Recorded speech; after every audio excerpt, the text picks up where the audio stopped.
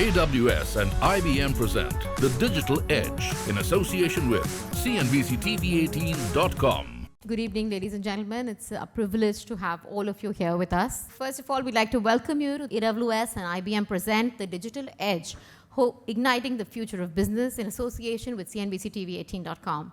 And I'm your host, Ruchira Sharma. Well, as you all know, and as all of you have been experiencing in your daily lives, we live in a very dynamic business environment, and staying ahead involves a lot more than just adapting to the latest trends or the latest technologies. It demands a very proactive approach to integrating the most advanced, cutting-edge digital technologies. And irrespective of the sector that you're all in or the industry that you're coming from, the message for one and all is loud and clear. Digital transformation is no longer a choice, it is a necessity, and it is here to stay. So we have to either make most of it or we'll get left out. And that is what we're going to be exploring through this evening. We will delve into a wide range of business transformation innovations made possible by emerging technologies like cloud, artificial intelligence, generative AI, machine learning, and of course, data analytics. And through the evening, we have an exciting lineup of insightful discussions, amazing presentations that will highlight how you all can embrace cutting-edge intelligent technology solutions to modernize your enterprise operations, and also systems and processes that offer a competitive edge in the digital age. So ladies and gentlemen, brace yourselves for exciting presentations, thought-provoking panel discussions by industry leaders, and engaging fireside chats. And all of these have been meticulously curated to ignite the future of your business.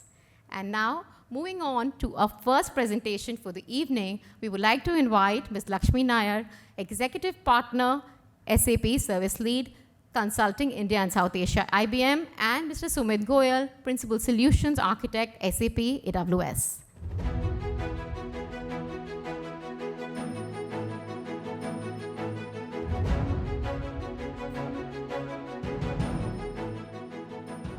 Good evening, ladies and gentlemen. I can't see many ladies, but I can see a few at the back.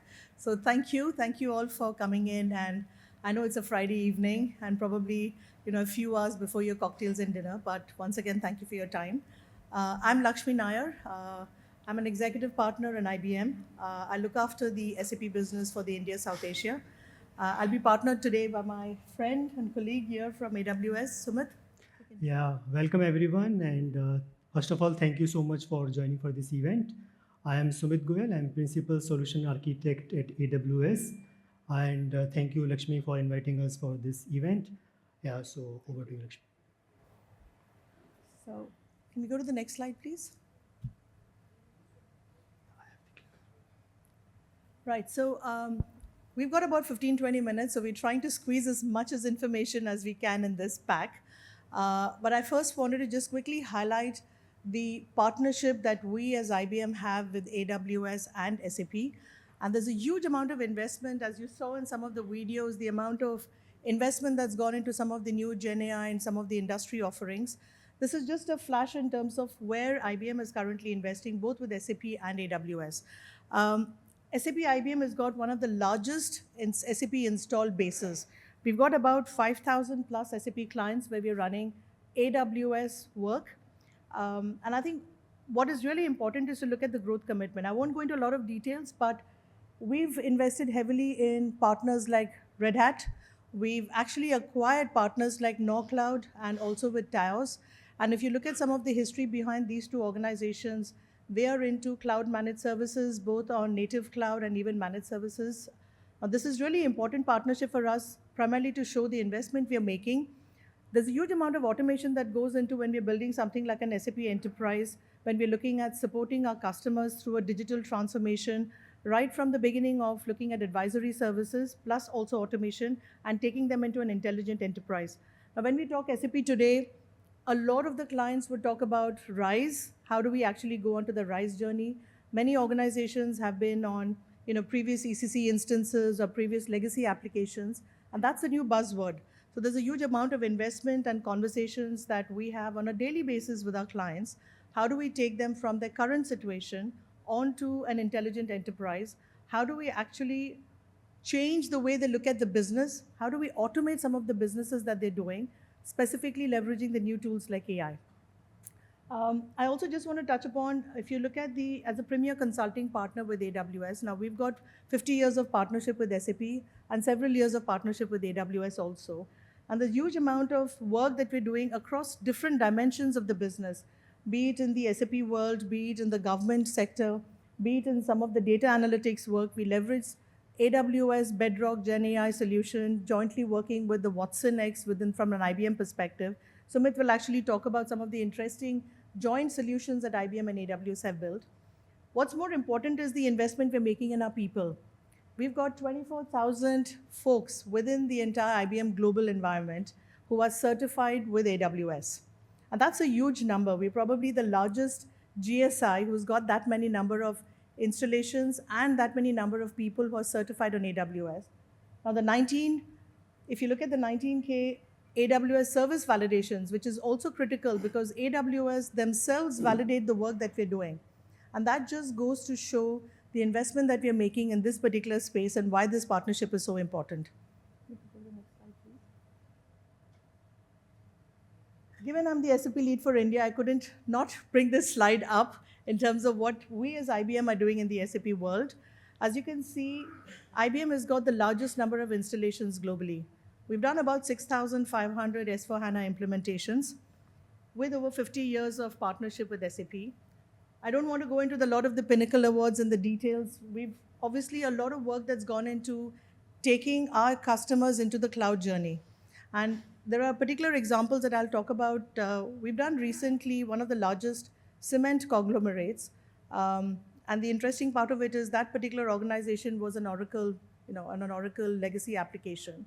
We did the entire big bang approach across 17 plants, across 2,000 warehouses, 3,000 users. And this whole thing was done very confidently. We knew that we had the AWS backup with the infrastructure. There were no questions. The single demand of the customer was the blackout period has to be very, very minimal. So I have a few of my colleagues here who've been part of the journey in that particular account. We just had a 2-hour blackout.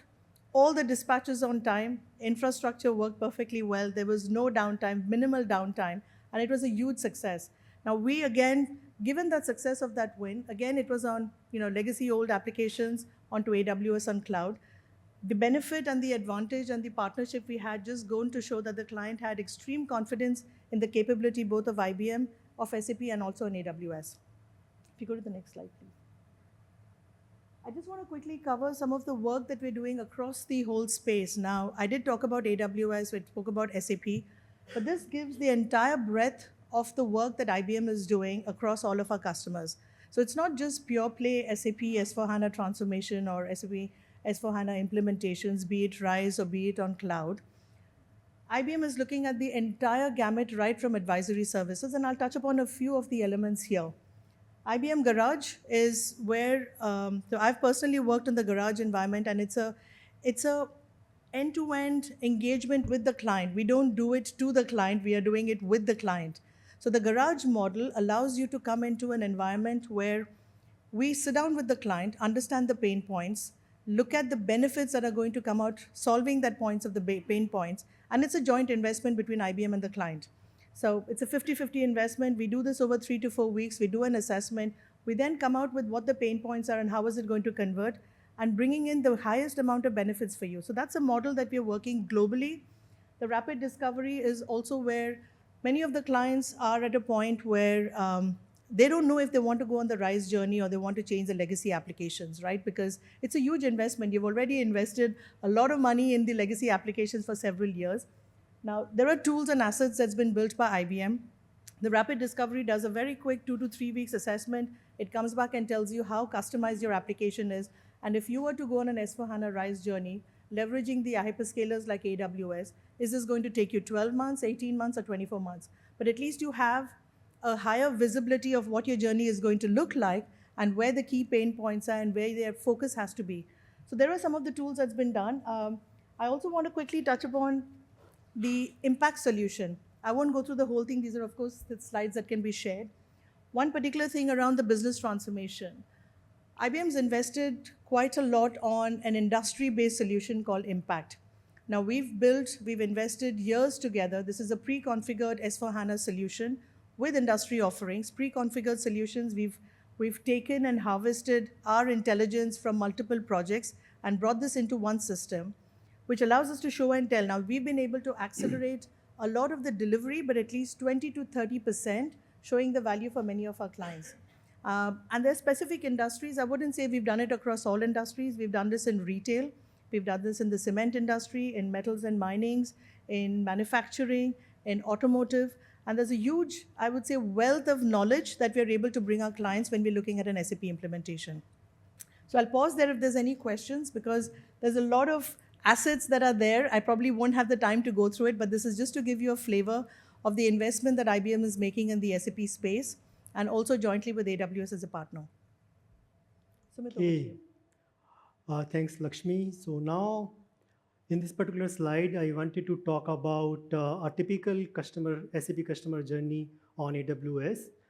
So a customer journey on AWS typically start with the core application moving to AWS, such as SAP S4 under the RISE construct or the perpetual licenses. So first, most of the customer try to migrate their core workload, and then they want to embark on a digital transformation journey using the SAP, IBM, and AWS joint solutions.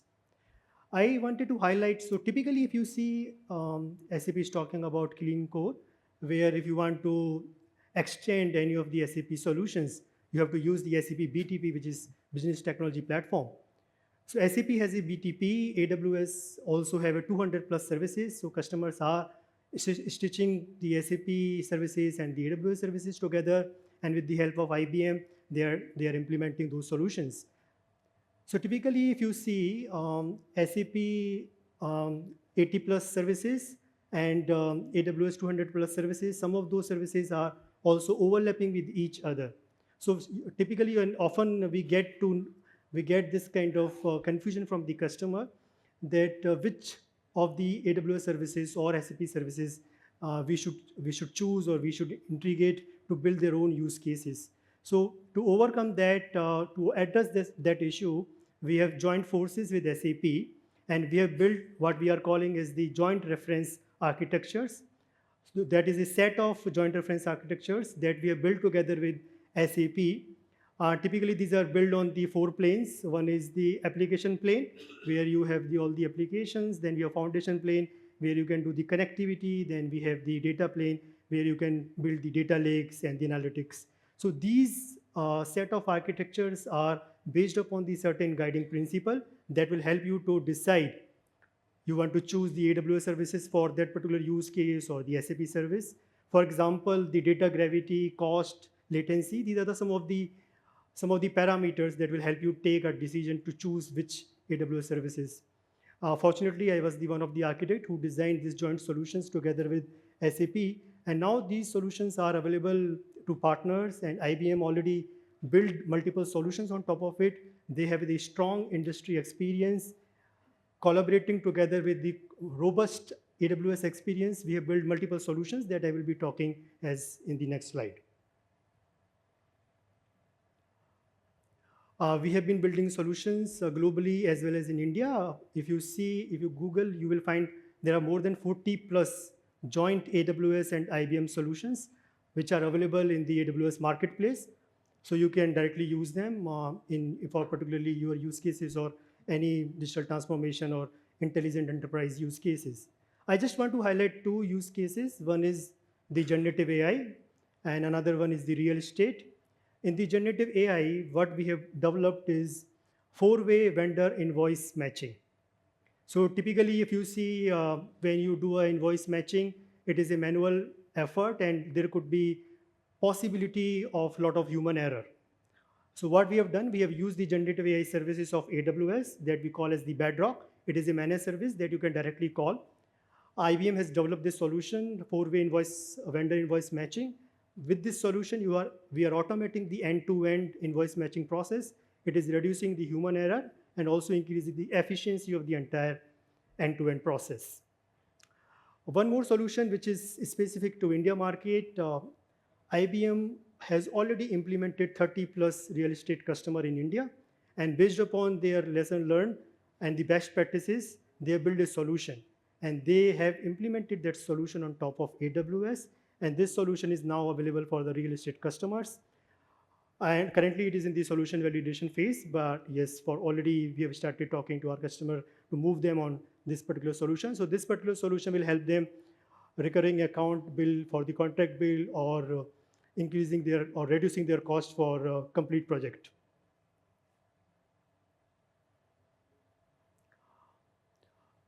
When we talk about customer journey on AWS, so currently we have 7,000 plus SAP customers who are running their workload on AWS and getting benefit of better performance, better resiliency, better security, and reduced TCO. Often when we talk to these customers, they highlight that after moving to AWS, their unplanned downtime has been significantly reduced. So this is one common parameter that we come to know across all of our customers. Another one is that they find that once they migrate their core workload as the first step, after that innovating on AWS is very seamless and very straightforward. So one of the customer I want to talk about is the Apollo Tyre. Apollo Tyre has recently migrated to RISE. They have migrated more than 120 plus SAP applications on AWS. And after they migrated their SAP core application, they started their journey for the data. So their data was lying in the multiple silos. They had their data into the shop floor MES systems. They had their data in production systems, but not available for end-to-end insight making. So they built a data lake on top of AWS. That was the 1 petabyte, more than 1 petabyte scale of the data lake that they have implemented on top of AWS. And they are getting the benefit of it. They have improved their productivity gain by more than 15% by moving to AWS and using the data lake. They're also building IoT in a box concept, and they have integrated all of their factory to cloud now, and they have improved their SAP order generation by 30%. So these are some of the benefit, and this is a typical journey which I also see across customer base. First, they migrate their core workload, and then they start looking into the data, the IoT, and the AI/ML, how they can extend those innovations using the AWS services. We have also developed ABAP SDK. ABAP SDK is now available within the SAP BTP, so that can help you build the clean code. And with your developers can use the ABAP language, which is their familiar language, to extend their use cases on ABAP, and they can use 200 plus AWS services within the ABAP framework itself. So they don't have to learn any new coding language, so they can directly use ABAP SDK and start extending. And we are already seeing a number of use cases developed by customers and partners by using the ABAP SDK. We already have 200 plus joint win, IBM and AWS, when it comes to SAP. Would you like to highlight? Yeah, and I think I'll probably take just a few examples as I was highlighting earlier. One of the key industries, a cement organization or a conglomerate, I mentioned that we, in record time from legacy application Oracle to AWS on cloud, RISE we had done. What was also important is one is a record downtime. 2 hours, we did not have the blackout period. But post which, I think the advantage and what the discussions that Sumit was talking about, the client is now looking at building a lot of the solutions around BTP. They've also built the SAP++ around Ariba, which has been important because of their logistics, and they're into a lot of the transports and dispatch criticality. Some of the automation that we brought in from a SAP procurement perspective, so Ariba was implemented. Group reporting was implemented after the SAP S4HANA implementation. So what's critical to look at is this is not a one-time SAP implementation, but the continuous journey and how we are helping our clients evolve on the digital transformation journey once they're on RISE, and then taking on and improving and automating it. Sumit, you also mentioned some of the real estate companies. Now, the experience we've got from the numerous real estate organizations that we've worked with, examples being BTP, we've done work with Panchsheel, we've also done some work with some textile industries. Now, specifically highlighting on the real estate organizations, we've been able to assetize what we've built around these 30 odd companies. And we're now able to build, we're actually implementing an S4HANA end-to-end with a CRM front end with Salesforce integrated with the S4 in a record time of 4 to 5 months. Now, the advantage is because it's the partnership that we have with SAP, it's the partnership we have with AWS, and the asset that IBM has built, we're able to bring that to the table to the clients. And over the last, I think the last few of maybe 2-3 implementations we've done on real estate, it's all been done in 4 to 5 months from start to go live. And this is a tremendous achievement because of the success of what we've done and the fact that we've assetized this into something that most of our clients can actually pick up and use, as I was talking about the impact solution also. So these clients are important references for us, but also the fact that we are bringing in that knowledge into our industries and then leveraging that for our other clients.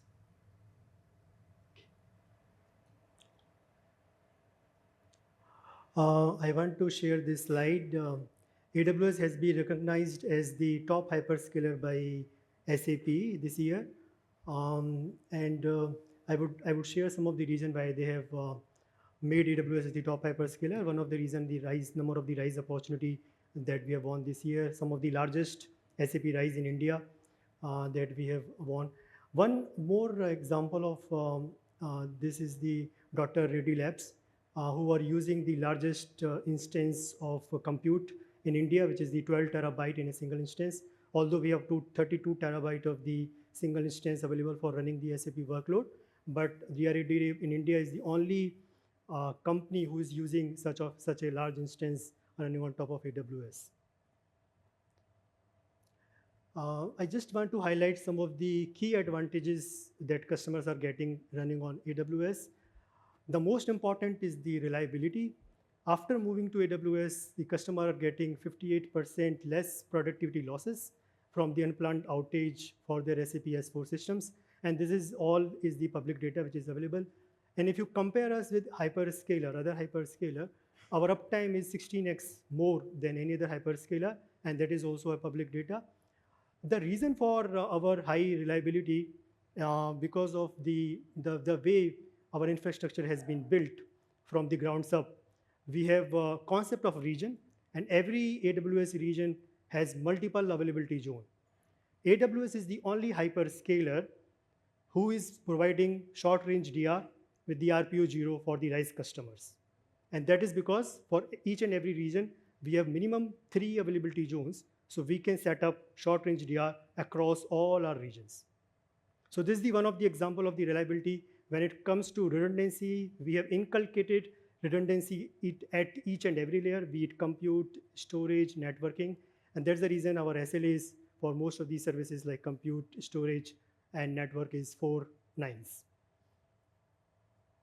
Security in AWS, security is our top priority, and we also call it job zero. So we have a number of incidents. If you compare with the on-premises, 45% reduction in the number of incidents.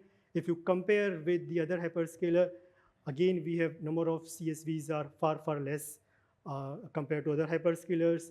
Some of the why it is happening, again, I want to share some of the anecdotes. One reason is we have our own hypervisor. We call it as the Nitro hypervisor. That Nitro hypervisor give almost 100% resources back to the guest operating system. It is silicon-based hypervisor, and it has a very less attack surface, so it reduces the OT attacks, therefore increases the security of the AWS infrastructure. Similarly, we have our Graviton chipset, and SAP has recently announced that they will be porting their SaaS offering like SAP HANA Cloud, DataSphere, SAP Analytic Cloud on top of Graviton. Graviton is providing them 30% better performance and also increasing their sustainability by reducing their carbon emission by more than 66%. So if customer is choosing AWS, they are getting better performance, better reliability, and better security. And these all are public facts available. I will be sharing the links you can see down. And when it comes to the partnership with SAP, we have 15 years old partnership with SAP. Almost every time when SAP is launching any SaaS offering, always they start with AWS. And there is a number of SaaS offerings which are only available and they exclusively available on AWS, especially the offering where they need a high amount of the security. For example, SAP NS2, National Security Services, which is for the US defense companies and the utility companies, that is exclusively running in the US Gov Cloud of AWS. Similarly, other offering Concur in some regions are exclusively running on us. So there is a trust in our reliability and the security. And that is the reason SAP is choosing AWS for running their SaaS offering. Even when we talk about the BTP service availability, almost all BTP services, all 80 plus BTP services are available on AWS compared to 30 or 50 in other hyperscaler. So that is the reason that the extensibility together with the IBM, we can help you build whatever use cases you are looking forward. When it comes to innovation, we have 200 plus services. When it comes to SAP, typically data, AI, ML, IoT, these are some of the predominantly used services by SAP customers. And now with the ABAP SDK, you can integrate all those 200 services within the SAP framework. And we are building the joint reference architecture together so that can help you build your own use cases. Generative AI, AWS is providing all cutting edge LLM models. We have 7 plus LLM models which are available on the Amazon Bedrock. Amazon Bedrock is the managed services where you can access all of these foundation models. For example, Anthropic Cloud or Facebook Llama for that matter. All those are available, and all those latest models are available, 3.5, which are providing the better performance and the cost compared to the their compete models. So with the generative AI, now you can extend your SAP application. We have so many demos available where we have extended the SAP applications on the generative AI and generative BI. Generative BI is a concept where on the fly you can build dashboards on top of AWS. So we are building a lot of POCs. So if you are interested, please reach out to us. There's a lot of funding available for running any POC. So if you have any use cases, please reach out to us and we will be happy to share our knowledge and happy to work with you. Thank you so much. That's all from my side. Thanks, Sumit, and thanks everyone. I know we've crunched a lot of information in a short period of time. So post cocktails and dinner, please come and meet us, both IBM and the AWS team. If you have any questions on these, we'd be more than happy to share some. And just as a closing comment, as Sumit mentioned, there's a lot of investment both from IBM and AWS on investing on POCs, proof of concepts. So we'd like to work with you jointly to look at some of the POCs and specific use cases. So please come and talk to us. Thank you. Thank you so much.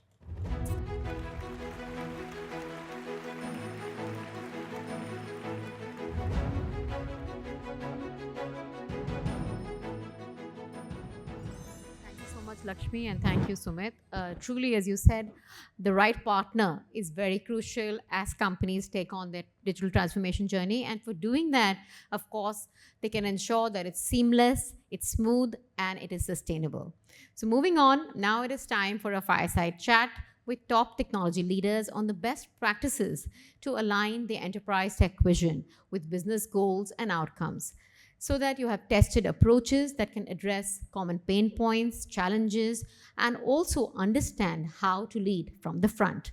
So now it's time for a fireside chat titled Digital Dynamos, Leading the Cutting Edge Revolution. And I would like to call the panelists and our moderator for the same, my colleague Mridu Bhandari. And we'd also like to invite, please give her a big round of applause. We'd like to also invite our other panelists, Mr. Pushkar Gokhale, Executive Vice President and Business Head, Godrej Security Solutions.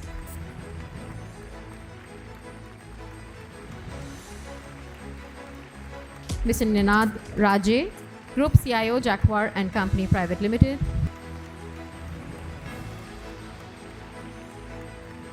And Mr. Rajkumar Ayala, CIO, RPG Group, KEC International Limited. Please give them all a big round of applause. And over to my colleague, Mridu Bhandari. We'd also like to invite Sanket, our Dhurandhar partner, GenAI and Analytics at IBM Consulting.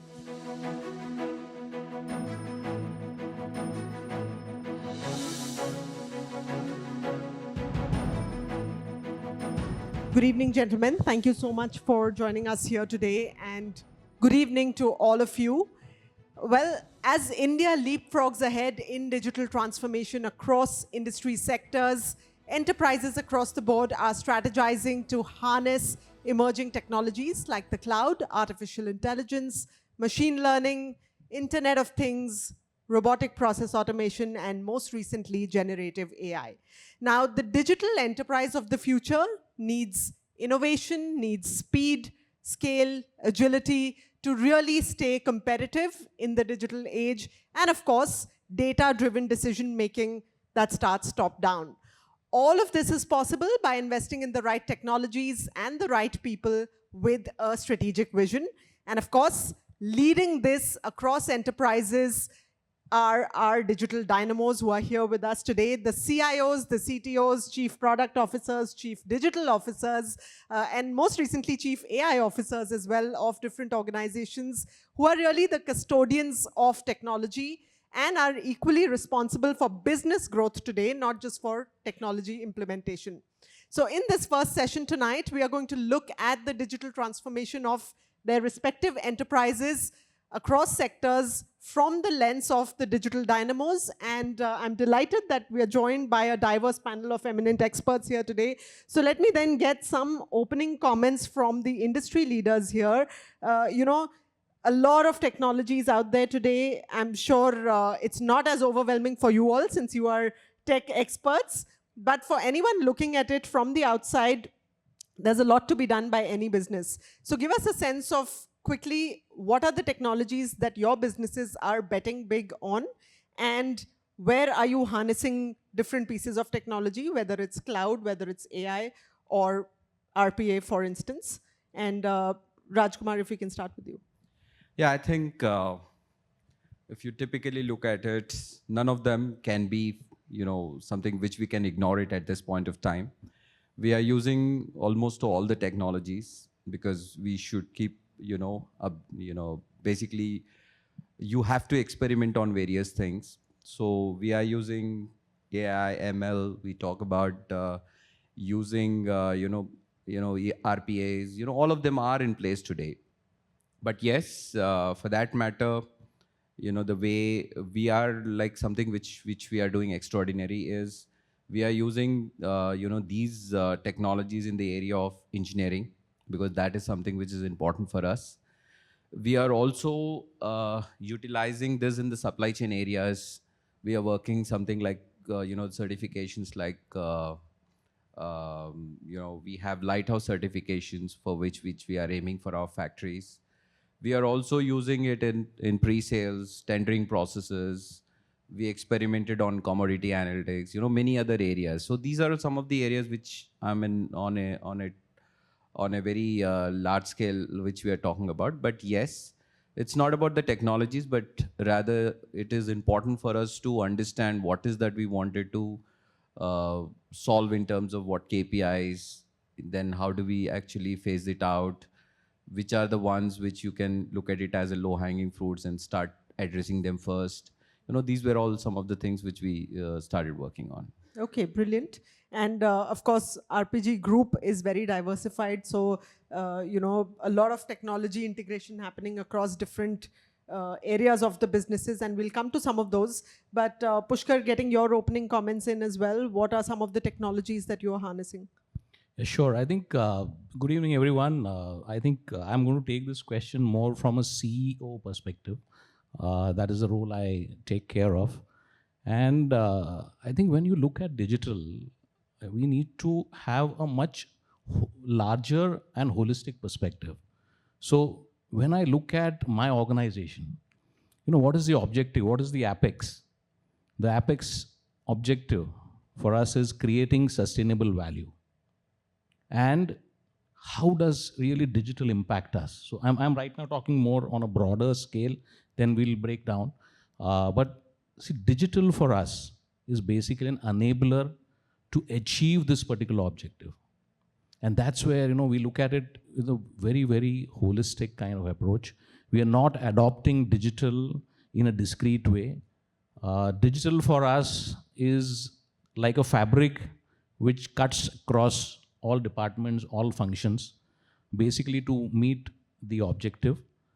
And, the other thing which we look at from again at the top is how can we really have an implementation of a roadmap So there is a very clear roadmap which we have in place, and it is not just about a year, 2 years. It is basically next 5 years, because unless and until you have that, you will always have spray and pray kind of an approach. So what we do is we have a very clear roadmap that this is what we want to do. So it cuts across my products, it cuts across my go-to-market, it cuts across my supply chain, it cuts across my service. So it's basically across the board. And that's how we look at digital, embracing it at scale rather than only looking at bits and pieces. Fair enough. And Ninad, what about you at Jaguar? What are the technologies that you are harnessing? A lot of exciting stuff that we see as consumers from something like, so Jaguar, like you all know, looks at bath and lighting solutions for customers. And as a customer, I recently saw you have something called the Cloud Shower, which is sensor-based and very cool. Tell us a little more of what you're up to. In fact, first and foremost, thank you so much for inviting us to this particular panel. Thank you so much to CNBC, AWS and IBM, and thank you so much to you as well. Well, before I step into the realm of experience and Jaguar and the cloud technologies, let's take a step back and understand what exactly is digital, what exactly is digitalization as well. So if you really look at and open the dictionary in the textbook, you'll find that somebody has meant and referred to digitalization as adaptation of systems, any systems, processes, etc., to be utilized with computers and internet. So that's the textbook meaning of digitalization. Let me rephrase this. In my opinion, digitalization is using any kind of technology, advanced technology, to ensure productivity improvement, increase in productivity, increase in efficiency as well. And on the other hand, so that's basically for the organizations. But on the other hand, it's all about improving user experience, consumer experience as well. And that's exactly where our ethos, values, and principles come in. When I say ours, it's our organization, right? So you happen to mention about Jaguar and the cloud and the shower, and that's exactly how it has been coined.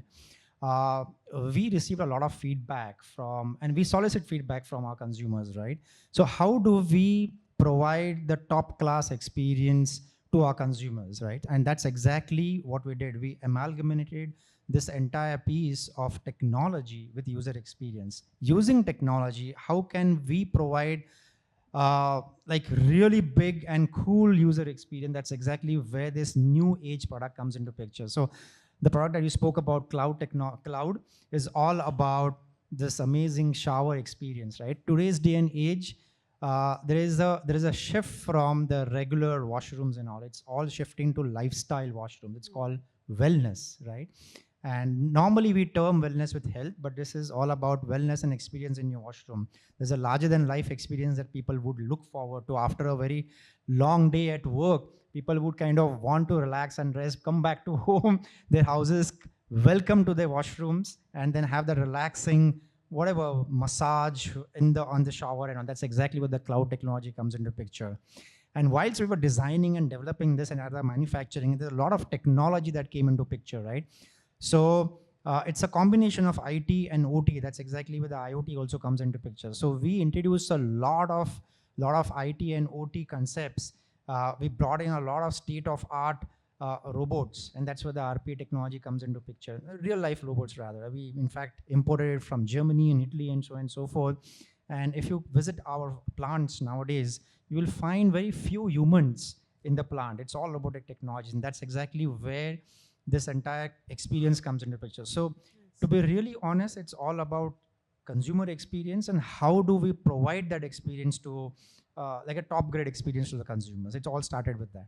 Right. Okay. Wonderful to hear that. Well, Sanket, coming to you now, transformation and change, adopting digital technologies, not really easy, especially for legacy enterprises. And all the three leaders here today are from legacy enterprises. Most legacy enterprises across the world now are on some sort of a digital transformation journey for sure, especially post-COVID. But give us a sense then how organizations can seamlessly, effectively integrate artificial intelligence or even Gen AI for that matter, because that's the new buzzword or the new tech kid that we are talking about. So how can they do that seamlessly with their existing digital frameworks, or does it require a complete overhaul? Perfect. Good evening, everyone. So what I'm seeing right now, or what Gen AI has brought on table, is that if you see the pre-Gen AI area, right, AI, machine learning, or for that, or even the analytics piece of it, right, what was happening is that the projects were getting started, but then typically the ROI was something which was not visible, right? But what I'm seeing with Gen AI is that the ROI is predefined. What I mean that is that what they're running after is something which is pretty clear right now, right? And the shift, what I'm seeing is that with analytics and machine learning, mostly it was with customer-facing use cases, right? But now I'm seeing equal amount being stressed on internal use cases, right? So I term this as two-way. One is NPS, which is Net Promoter Score, where you are actually facing the external world. Along with that, what I'm seeing is popping up is ENPS, that is employee NPS, right? So what is there for your employee? Because till the time your employee are not performing in the right spirit, right? What are you going to give back to your customer, right? So that is a fundamental piece of change what I'm seeing right now. Now, when you talk about how exactly you go about this is typically when you define which project to go after, right? Or if you're already on your journey, right? How exactly you define the ROI and in what time frame you're going to achieve this, second. And third, most important thing is that how easily you can come back from it, right? In an Amazon terminology, since this is AWS is a partner for this event, right? Jeff Bezos always talks about two-way door, right? What that means is that you start something and you always know that if it is not working, you should come back right to your beginning and start fresh, right? Now that is something which typically, because of whatever advent of technology, what we are seeing, that is something which comes on table predefined, saying, okay, if something is not working, I can reinitialize something and get started again, right? So that point of failure or learning from the failure, I'm seeing a lot prevalent this way, and that's how what I'm seeing is that the excitement around the projects and the making projects successful is something which is unprecedented. I have never seen industry so excited about it, and that's what talk about the entire hype what we are seeing around Gen AI, right? So that's how I'll sum it up. Wonderful, great to hear that. I want to spend a few minutes talking about cloud, because that has been one of the biggest game changers for businesses around the world in our times. And if I can quote a data point here, 94% of major companies worldwide are now cloud adopters, and cloud computing adoption will generate over $3 trillion by 2030. So clearly a growing opportunity and almost a technology that businesses cannot live without now. So Pushkar, if I can ask you, at Godrej Security Solutions, what has your cloud journey been like? Where are you today? And what has the impact been like, especially when it comes to operational efficiencies, agility within a legacy enterprise, and resource planning, enterprise resource planning? Yeah, so it's a good question. See, what we have actually done is we have, again, tried to understand how the customer preferences are changing. And one of the things which we have done is innovated our business model. So erstwhile, it was only about selling products. Now what we understand is customers also are looking at a variabilized business model. And that is where what we are doing is we are offering security as a service. So for example, we understood that customers wanted something like an IoT based safe, because we are, big time into safes and vaults. So what we have done is we have made those products intelligent. We have incorporated IoT into our products. So what happens is your mobile phone actually becomes the key for the safe. And of course, one of the things which individual customer needs to do is he's got to take on with a server and get a lot of gizmos to really make that work. So what we are doing now is we are actually having our own server, or maybe adopting to AWS, talking to them. And what we have done is we are offering them security as a service. So to these individual customers, we are actually helping them out, saying, okay, we will charge you some X amount per month so that you can avail the kind of service which you otherwise won't be able to really afford. And that is making things simpler for us. So this is one user insight we had got, and we have now actually built a complete business model around it. So that's one piece which we've done. There's another thing which I thought I must add here, and this is besides the cloud part of it, is the overall capability building, and that is something which has changed drastically with digital. and we have a lot of workmen on shop floor. So what we are actually doing is we are implementing a lot of artificial intelligence and also to a large extent AR and VR to train them. And basic things, I mean, something like a welding. That process is now actually, we've actually got into a AR and a virtual reality. Even painting, we've actually converted it, customized it, and that's the way we are training our guys. So there's no actual welding equipment which is required, but it is so realistic, the simulation is so realistic that, so this is what I thought I must add, because the overall capability building of our organization itself has taken a very different turn, with the digital. So two things, cloud and this other thing I just thought I'll add. Yeah, very, very interesting. Ninad, at Jaguar, of course, it's a 64-year-old organization, if I'm not wrong, present in 55 countries now. How has the cloud really helped shape that innovation and that expansion into new geographies? Any success metrics, any data that you can share, while you've been on this journey of modernizing the supply chain? Absolutely. Tremendous. I mean, the success is tremendous. The achievement is tremendous. And of course, it has helped. Cloud has tremendously helped us not only adopt new age technologies, but modernize our existing processes also. So imagine an organization which is a 64-year-old legacy organization, and now jumping the bandwagon and trying to kind of innovate, trying to come up from the cocoon towards the overseas market, right? So sudden expansion. So it's basically a India born and bred organization. But truly it's an India born and bred MNC now, right? 55 countries is. So how do we expand this? And that's exactly where cloud comes into picture. Without cloud, I don't think so it was possible for at least our organization, not so sure about others.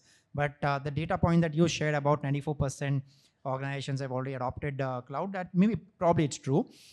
Because organizations like us, manufacturing organizations, we have now expanded our footprint, our plants also in various different countries.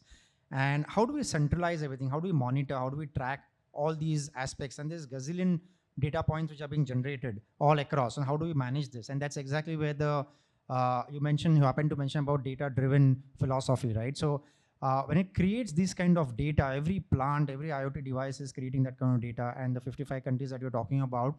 And that is exactly where cloud has benefited us in centralizing everything, monitoring, tracking, adopting, delivering, and of course, manufacturing as well. So these 55 countries that we're talking about, manufacturing is still in India with a couple of plants, one in South Africa and the other is South Korea. However, predominantly it's all India. So how do we kind of produce, manufacture, and then deliver it as well? How do we understand the consumer preference? Because the consumers in India are different than the consumers in Italy or in South Korea or Spain as well. So in the European countries. So that is exactly where the data-driven concept comes into picture. We really mine the data. So we built a data lake, we mined that data, we understood the consumer and their nuances, subtle nuances as well. So similar to, say for example, nowadays you have the Flipkarts and Amazons of the world, right? And they know all about hyper-localization, hyper-personalization. That's exactly, we took a leaf out of their feather and we adopted this. We hyper-personalized this activity. And we talk about hyper-personalization. Let's take a simple case of whirlpools, right? So we manufacture the world's largest, the smallest to the average to mid to the largest whirlpools, right? And this is all with ambient lighting and with the voice activated stuff, right? So say for example, and we also took a leaf out of Spotify's feather saying that how do we ensure that, say for example, Pushkar wants very warm kind of environment, water and all, whereas you probably want hot water or something like that. So we created voice activated profiles for the whirlpool. So you just go into the lifestyle wellness area, you activate your voice, you said, hi, I'm this, and this entire whirlpool starts bubbling the water with the ambient lighting and your environment as well. And there's a huge market for this? That's a huge market. Believe me when I'm saying this, not only in the European and the US markets, but especially in India. Nowadays, there's an entire shift from where we were to this wellness and this lifestyle enabled activities, right? So it's pretty cool, but this is all based on manufacturing, IT, OT, and of course user experience, consumer experience, but more so from a technology standpoint. So cloud really has helped. Imagine the kind of IoT data points they created, and without cloud, without the analytics that you spoke about, it's just humanly not possible to cater to this entire mechanism. Yeah, the ever-evolving demands of consumers That's true. all over the world. Well, let me then shift gears from whirlpools to construction. And Rajkumar, now as an infrastructure company that's into power distribution, that's into construction, how has harnessing the cloud really helped you? And where all are you integrating artificial intelligence, if at all? Okay, before I get into the cloud, I think one is the nature of the projects which we execute is the terrains we operate in, the kind of projects, if you look at T&D, which is transmission and distribution, railways, oil and gas, laying pipelines, or you talk about civil, look at all the businesses. The terrains where we operate, the places, are difficult as such. In the sense, and the scale is huge. Huge. I mean, we have more than 300 sites which are operational right now. So one of the fundamental thing is, there's no brainer. And if you see most of the cases which we are talking with people is that a cloud is something which is no brainer, because everybody knows very well that how cloud will help. Because, as a company, we also know that what is core and what is non-core activity. When you say core, in the sense, we should be actually putting our heads to basically bring in value to the business, rather than talking about, the old legacy way of looking at things in terms of saying, will you manage the data centers? Will you manage people? Managing, all these things is not cup of tea for us right now. It is all about how close we are with the business. How are we solving the problems of the business is something which is important for all of us. So we have to adopt cloud, and there's no brainer into it. But how do you ensure that, how do you reach the sites? Whatever you built and everything, the action is happening at the project sites. Where there's no internet and you're laying power lines over there, you can't expect them to have an internet availability. So there are a lot of challenges. So first of all, the enterprise architecture also needs to be looked up from a different lens altogether. So whatever you make, it is very much applicable in sites where, I can't even say that all the, the factories are so well connected today. That itself is a big problem, and forget about these project sites as such. So there are a lot of challenges which we have seen in this. So adopting cloud is required, because a lot of innovations which we are doing and all, and the kind of requirements which we come up with whenever we want to roll any kind of business related problems, whether by using any of the technologies, it becomes easier for us to adopt cloud, because provisioning of these things becomes easier. You can do and POCs and all these things, you will know that you will get fantastic results and all that things. But the moment the challenge comes up is, how do you roll it out? How do you ensure that? So the point I'm trying to drive is, yes, though we talk about a modern era where we use all the latest technologies and everything, but how do you reach to the endpoint is the biggest question. So we looked at a lot of technologies. We looked at the enterprise architecture from a different lens to see what should be on the edge, what kind of technologies we can adopt, how do we think about reachability, not compromising. So many things have to be thought through before we actually roll in. But rest is all over. I mean, there was no brainer. I said, you have to adopt cloud, you have to work on your, predictability, prescriptability, whatever we talk in terms of using data to the core is all fine, but we don't know what is happening on ground to us. That is one of the biggest challenges which we see in most of the construction, or I would say EPC business. How are you navigating that? See, there's no straightforward solutions for all these things. So the places where we could reach, the points where we could reach, we experimented a lot of things. But I would say the success rate, again, it depends on a lot of things which are like basic connectivity issues comes into challenges as such. But yes, we are able to do pretty well till now to the extent possible. But yes, what you could envisage on the central part and the same visibility you expect from a project sites, it is not possible. That's what I can say at this point of time. Fair enough. Fair enough. also talking to you a little bit about data and what all of you are doing with the data that you're generating. We all know that, of course, for the last decade or maybe 15 years, we've been saying that data is the new oil. And now I think people are starting to say that data is the new nuclear energy that businesses need. So give us a sense then of what your respective businesses are doing with the data that you're harnessing. What are the big challenges that you are navigating in terms of whether it's cybersecurity, whether it's compliance, whether it's, obviously protection of consumer data? Pushkar, if we can start with you. Yeah, sure. See, when you look at the data points, I think, as you rightly said, there's too much of it. We look at it from the perspective that how can we create an integrated organization through digital adoption. And I think digital is something which is like a journey for us. I think earlier it was like standalone departments. Then you had the era of ERPs, enterprise resource planning and all that. And now, of course, it's the AI and all the digital part of it. See, there is a lot of data which we generate from our machines as well. So to put it very simple terms, today a lot of machines are smart machines. You can imagine or visualize machines having sensors on them. And there are a lot of data points which are collected, which are integrated, which are analyzed through different kinds of algos. And then we really can improve our productivity of the machines. Given the fact that, we can actually monitor the uptime, monitor the downtime, have a predictive analysis done, which is much more proactive.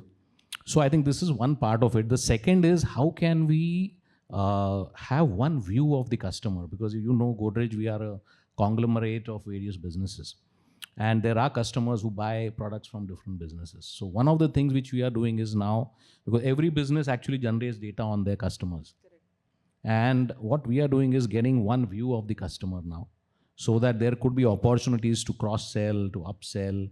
So that is the other extreme, so coming from the back end, from the machines to the front end. There's a good amount of data which is generated. And service, I think that is the third piece which, you're trying to address, is how can we be much more effective in terms of servicing our customers? How can we be predictive? So there is a lot of data around, which are the annual maintenance contracts, warranties, and, things like that. So there is a lot of data which keeps getting in and which is processed smartly now, with various algos, and, we can actually take a lot of decisions basis that.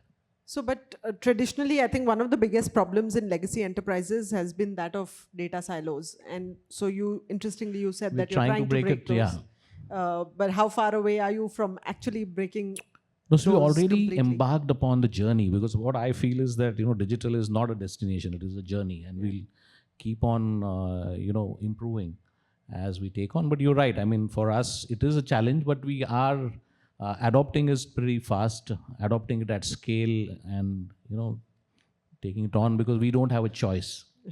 That's well said. We really don't have a choice. Ninad, in your case, what are you doing with the empirical data that you've gathered? Have you successfully digitalized data from the last 64 years of existence? And of course, you are using it for predicting future products, innovating. What else are you doing with it? That's right. I wouldn't say it's data that we have gathered for the past 64 years. It's recently that we have done, although the data was always there, present, omnipresent, but these are all scattered, right? But before that, I just wanted to, I'm actually a bit surprised and amazed with all of us, right?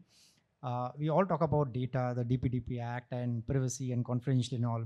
On one hand, we don't even think twice sharing our PII data, which is personally identified data. You go to a restaurant, you go to a hotel, you go to a mall or something, you go to any salon, and they ask you at the counter, they ask you your number, the email address, and promptly you give it up to them, right? Absolutely promptly, without even thinking twice. For a few loyalty points. Right, few loyalty points. And here we are, when the same thing comes to organizations, all of us, alerts, the government is talking about it.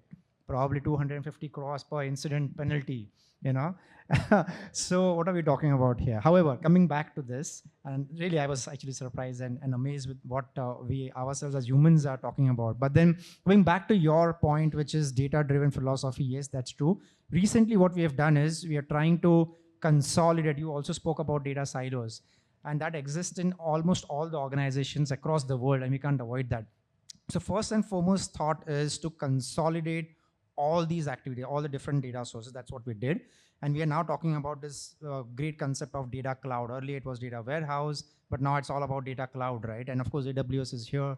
They have Redshift. There are other organizations which work into data cloud as well. So we are in the journey, in the midst of migrating towards this entire consolidated data cloud concept, wherein this empirical data will come in, will sit in one of the central repositories, right? And that's when we start mining the data. And of course, we'll talk about the analytics and all. And that really has helped us arrive at this really advanced technology-based, voice-activated based, consumer-friendly, experience-based products as such. And not only in India, but all across these 55 countries that we are talking about. That really has helped us in the long run. Right. And Sanket, we've been talking about data. We are also, as industries, we are talking right now about generative AI. Give us a sense then of how you see Gen AI really transforming and reshaping sectors and industries as a whole. And secondly, what can businesses do to be responsible with AI? Because globally, there are a lot of concerns about the ethics of using AI, biases creeping into algorithms. So what are a few do's and don'ts that you'd like to advise businesses here today? Sure. See, the common theme across was that data always existed within the organization, right? Now, if I just flip the table, right, a lot of time what happens is that data was there, but then business come back saying, hey, I need this kind of data, and that doesn't exist within the organization, right? And that's where Gen AI as an ecosystem which has popped up new will help, because as the name suggests, right, it has capability to generate the data which doesn't exist within your organization. Because what you are talking is that Gen AI analytics is going to help you how you do business internally to your employees as well as externally, right? And this is the theme which I'm seeing popping up really well, because now you can actually handle the data which doesn't exist within your organization and create new patterns so that you can do your business well, right? Now, having said that, right, the theme of biasness or ethics or explainability, that is a common theme, right? Because the moment you generate data, obviously it has to be with some guardrails. Or if you're using any of the foundation model, now you don't know who has built that foundation model. There are so many open source foundation models. You don't know from which data that particular model was built. If you use that data as an outcome, can you get sued because somebody will say that, hey, this data belongs to me and that open source provider has used that data, right? So all this is something which typically is right now kind of gray area. Now, if you ask like what is happening with AWS with SageMaker, right, as an example, you know exactly from where the data is coming, right? So that explanatory layer or the pipeline is already visible, right? So this is a wonderful initiative where you know that what I'm going to use, from where it has come, and what are the nuances of using that data. Now, this is something very different compared to what we were doing in machine learning, because there I was just using something which already existed within my organization. That means I was limited by that data only, right? Now, here the sky is the limit. I can officially use a data which has been released somebody officially, and then I can find out new, right? This is something new, right? Now, another very important aspect is that I know the time is up, but then I don't want to miss this point, is that when you're actually doing all of this, right, what typically comes up as a theme is that how do you actually go ahead and use this data so that the ROI, what you're looking out of it, is measurable, right? Because a lot of times you will see use cases because of analytics, machine learning been around for more than decades. There will be use cases which has already been handled and done within your organization. So what is that incremental benefit now you get with Gen AI? It's just that everybody is doing it, that's why you will also do it? Or what is that incremental benefit, and what is the metrics what you create to define that? Here, if I'll do a use case only if it's 10% more beneficial to me, or what is that exact equation which you're building internally within your organization so that the investment which is getting into it is measurable and you are answerable to your leadership, and that's how I would sum it up, right? That's it. Right. Absolutely. What can't be measured can't be improved, right? So we're completely out of time, but I'm going to give 30 seconds to each of you to then tell me that as a leader of your organization, as a key stakeholder, what is the next big global technology trend that excites you? something that you're looking forward to working on or innovating with in the next year or two, and why? Rajkumar, if we can start with you. I think, if you see typically with most of the people, we're still talking about AI, ML, and then the generative AI itself is something which is still in the nascent stage right now. I think that will bring huge transformation. I'm not even saying what will come next, but I think if we are able to do this, I think it will be a great success for all of us. Scratch below the surface.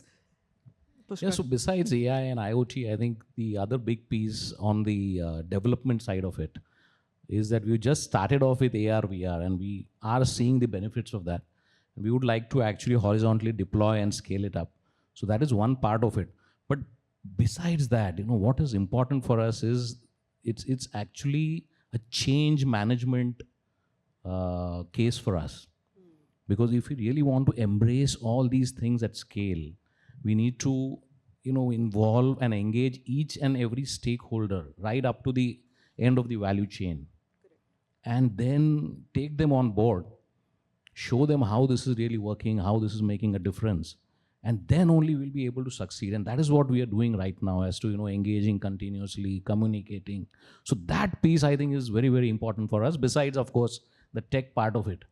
The softer issues need to be addressed. And that's what also is a key focus area for us. And I think this is the case for almost all the organizations, because you're actually going through a complete change. The upskilling and the reskilling and the redeployment absolutely, of resources. You said, That's what is critical. Absolutely. Ninad, next big tech trend. Right, I have a different thought here, altogether different thought. Whilst we keep talking about AI, ML, RP and all, to be very honest, the world I come from, this is all passé.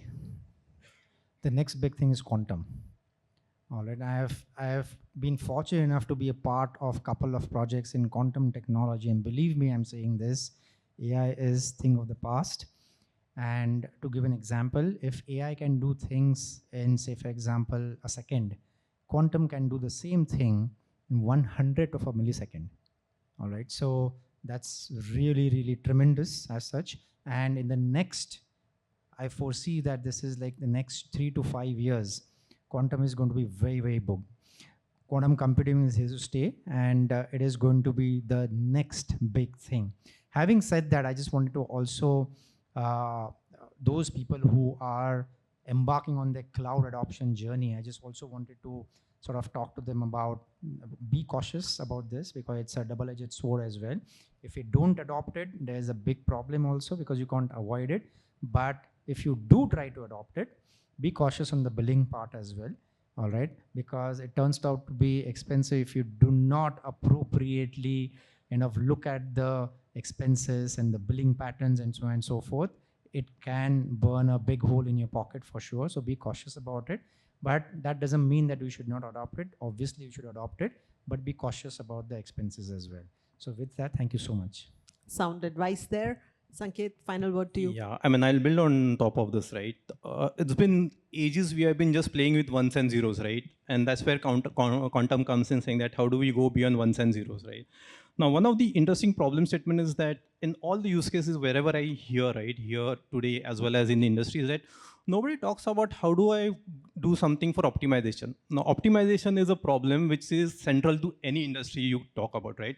And I foresee in the next 4 to 5 years, right, be it because of quantum or any of the technological compute innovations, what we are seeing, right, optimization as a problem needs to be sorted very well. And I see that is a next frontier, because nobody has been able to kind of go over it. Same algorithm we have been using since ages for optimization, nothing has happened in that. And that I foresee, use quantum, use cloud together, we can have a new realm of optimization layer, which will probably build on Gen AI as well, right? So that's the next trend which I am looking forward to. Thank you, gentlemen, for that very, very enlightening session. And that brings us to the end of this fireside chat. Of course, we have more conversations going forward, but thank you all for joining us here tonight. Huge round of applause for our panelists. Thank you. Please.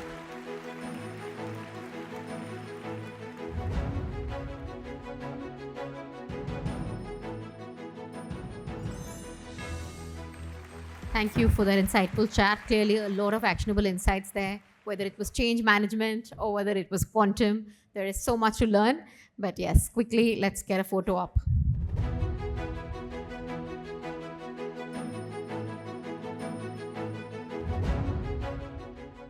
All right, so moving on, I request my colleague to stay back for the next discussion as well.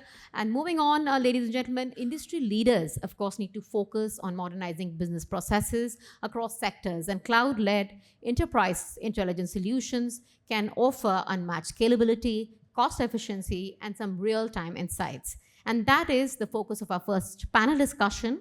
The topic is digital technologies for next-gen business excellence. And through this discussion, we will explore how can enterprises transform their business processes, how can they stay relevant in the digital era, and also highlight the need for a shift from legacy ERP systems to cloud solutions. So now it's time to find out more. I'd like to invite our panelists for the discussion. We'd like to have Mr. Kapil Mahajan, Global CIO, Alcargo Logistics. Please give him a big round of applause.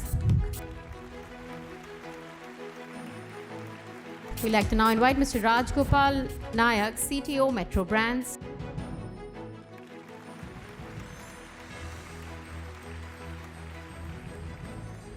Mr. Prasad Dhumal, VP IT, DHL Express.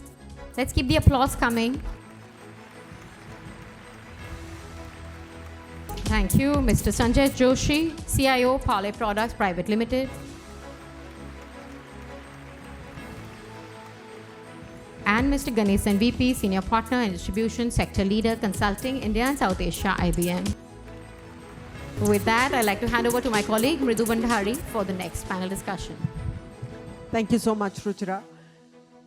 Well, our session is called Digital Technologies for Next-Gen Business Excellence. So today we are at the intersection of technology and transformation, where businesses are rapidly evolving to stay competitive in a digital-first world.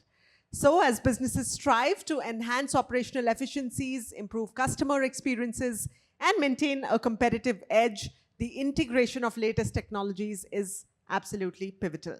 To put this in context, global digital transformation spending is projected to reach $3.4 trillion by 2026. However, this is not just about migrating to the cloud or adopting the latest coolest technologies. It's actually about harnessing their full potential to create value, increase the human potential, and accelerate growth while, of course, maintaining profitability. In this session, with technology leaders from diverse sectors, we are going to explore how various enterprises are navigating their digital journeys, overcoming the challenges, and harnessing technology to achieve next-gen business excellence. Welcome, gentlemen. Thank you very much for joining us here today. First up, I want to touch upon opening comments from each of you on the numerous technologies that we are talking about here today: AI, cloud, machine learning, automation.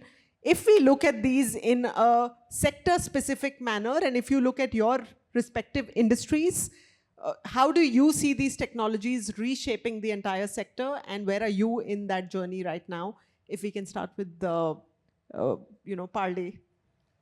So all these technologies, I would say, are great help to a legacy organizations like us. We have adopted in last 2 years all these kind of technologies. We are already on the cloud. SAP, non-SAP, entire workload is on cloud. Automation we have already initiated, and certain use cases we have already implemented. Definitely AI, Gen AI is the next action item for us. We have not initiated so far, but definitely data science use cases related to ML, predictive analytics. We have our own data lakehouse we have built, because that is the base requirement for any data initiatives. So all these technologies we have already started adopting. Even though it is a legacy organization, but last 4 years, it was a conscious decision from everyone, from the management, as well as a CIO, that now we have to shift the gear and adopt all this technology to the fullest, so that organization would start getting benefit out of it. Raj? Yeah. Hi. If you look at the retail industry, I think everybody is now talking about AI and Gen AI, both as force multipliers, right? And of course, there is the whole cloud and the automation bit. What is important now is intelligent use of all of these working together. How can I embed Gen AI, let's say within a process workflow that is automated, right? How can I, or AI rather, how can I leverage Gen AI as a differentiator and a force multiplier, both from moving to prescriptive based analytics? Also in retail, there's a strong need to ensure that whatever catalogs are listed on the marketplaces, how can I have a faster turnaround time for them? How can I analyze that and make it more user understandable friendly, right? These are the areas that the whole industry is both grappling and I'm happy to say is making rapid progresses on. Good to know that.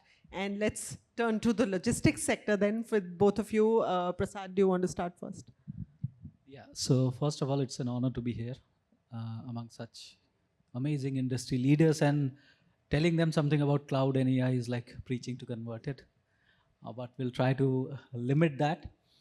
I think technology, as the previous panel members mentioned, is unavoidable. You know, any progress which is happening in technology, whether it's cloud or AI, data analytics or quantum, it's unavoidable and you have to embrace.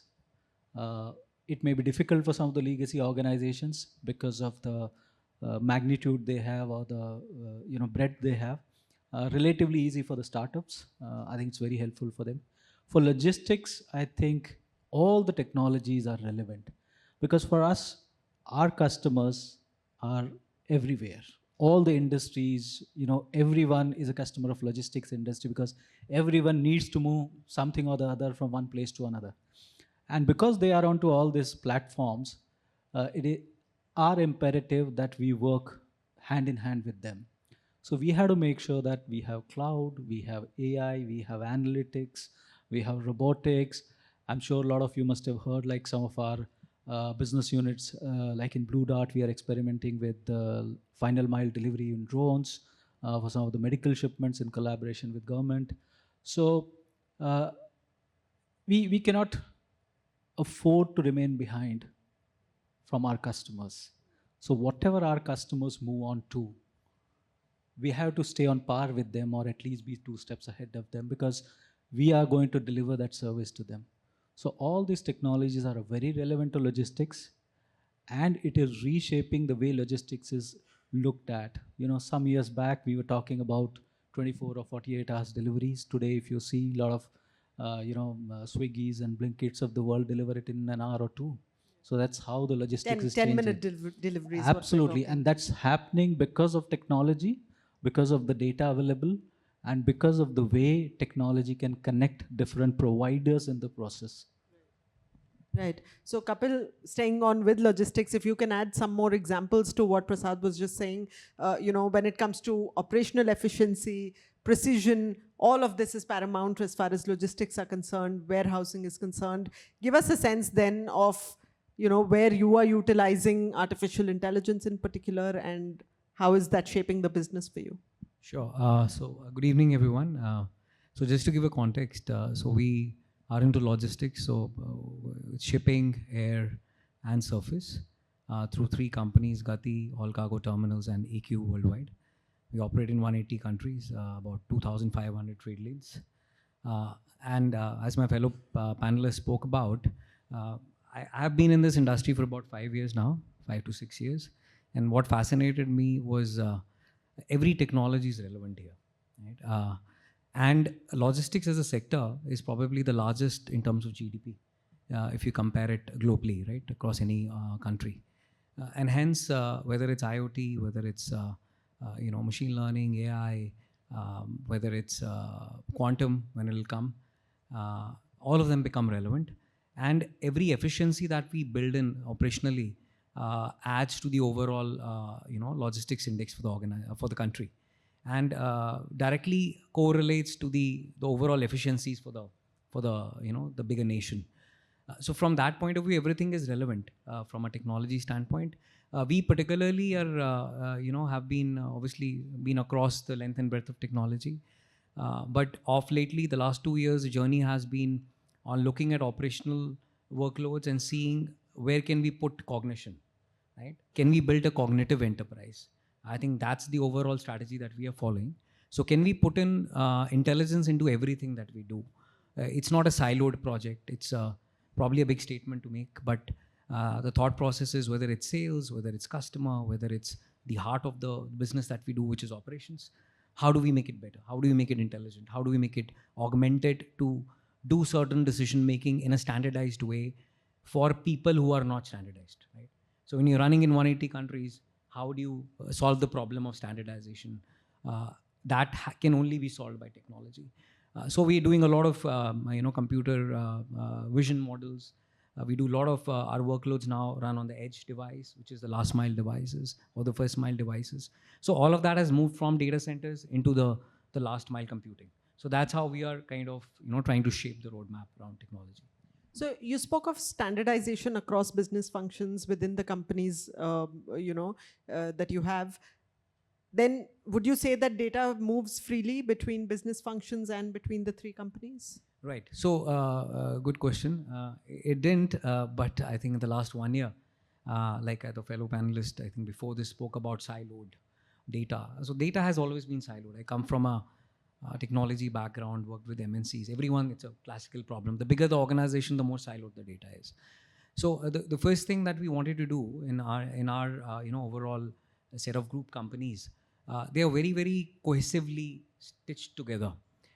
So if I have to talk about the USP, is that we are the only player who can move good from door to door, from India to 180 countries in the world, and from 180 countries in the world to the door in India, right? To any factory, to any warehouse, to any manufacturing plant. But they're all siloed. They were all siloed.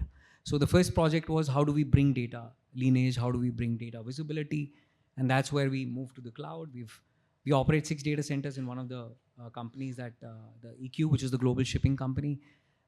So we had data that was siloed by countries. Then there are data privacy laws, right? So what you can bring, what you can't bring. So it is a big problem to solve, but eventually we've solved that. So this year we'll be done with the data lake project, which means all the data would reside on the lake, and it'll be available to our data scientists to actually start building models on top of it, right? So that's how we're trying to break the problem. Interesting. Very good to hear that. Ganesan, you've heard the industry view. Give us a little bit of the macro trends globally that you observe with respect to adoption of emerging technologies, especially artificial intelligence, Gen AI. Set this up for us. If you look at it in a sector agnostic manner, then what are some of the must-haves, good-to-haves, and is there anything we can ignore? I think as Kapil said, all technologies have their place. We are all overly focused on Gen AI at the moment. But the path that we have traversed, right from the time of digitization, all the way up till here, be it databases and data lakes and lake houses and AR, VR, blockchain, all of them have their place. We have to look through the lens of experience, effectiveness, efficiency. If I may add one more E, that's going to be environment, because there is sustainability, which is coming under focus as well. So if you took the traditional or classical AI, right, the past 10 years, we have spent a lot of time on it. And we have focused on improving the effectiveness. And what I mean by that is in terms of improving the accuracy of various prediction engines that we built, right? If you took banking as an example, right, and that's not represented in this panel, so I'm just talking a little bit about it. There are three main use cases. There are 3 main focus areas: whether I should give somebody credit or not, whether a transaction is fraudulent or not, whether I should give someone an offer or not in terms of marketing campaigns. So all of this could be easily addressed through a traditional AI, a classification engine. There are plethora of ML tools. And then there is computer vision, which came into existence. And we have done lots. We have reached the highest maturity in terms of CV, right? To the extent of even predicting diseases in the future, looking at the radiological images today, like what they did in diabetic retinopathy. They are able to predict diabetes incidents in future, looking at the retinal image today. And similarly for osteoporosis and various conditions, this has been done. So, and computer vision is the thing, right? Everybody is using, mass commercialized. Every phone has it, right? So this is, we have reached the highest maturity across this. But currently, I think the new kid on the block is Gen AI. And why that is very important is because the kind of productivity or efficiency it's going to unlock. So of the 4 E's, the silver bullet for efficiency is going to be Gen AI. Now we are talking about 70% productivity in customer service, 40% in HR. What you do in HR mainly, in most of the cases, you are downloading some document, you're generating some letter, or you're asking for a clarification on policy. All of this can be done by the system. And we have proved that we've done multiple engagements across. So the HR processes can be automated. We are talking about 40% productivity there. And coding, so COBOL to Java conversion was in the news, and we have done this successfully across. And multiple other use cases also coming into play in terms of code conversion from a legacy system to the new system, even code generation, right? I may not know coding, but I want to actually develop something. I have some ideas. How can I use natural language to develop an application? Sometime back, I saw a good video on LinkedIn posted by one of the IBMer from IBM Technology. That person is actually instructing that do this, and then in natural language through voice commands. And the Gen AI platform is actually changing the web page, changing the design of it. And in fact, that person is saying, make it look cool. And the Gen AI platform understands what is cool and coming back with some options. So that's the extent to which we have gone. And if you take document summarization, if you were to give me a 500-page report and ask me to summarize in an hour, I can't do it.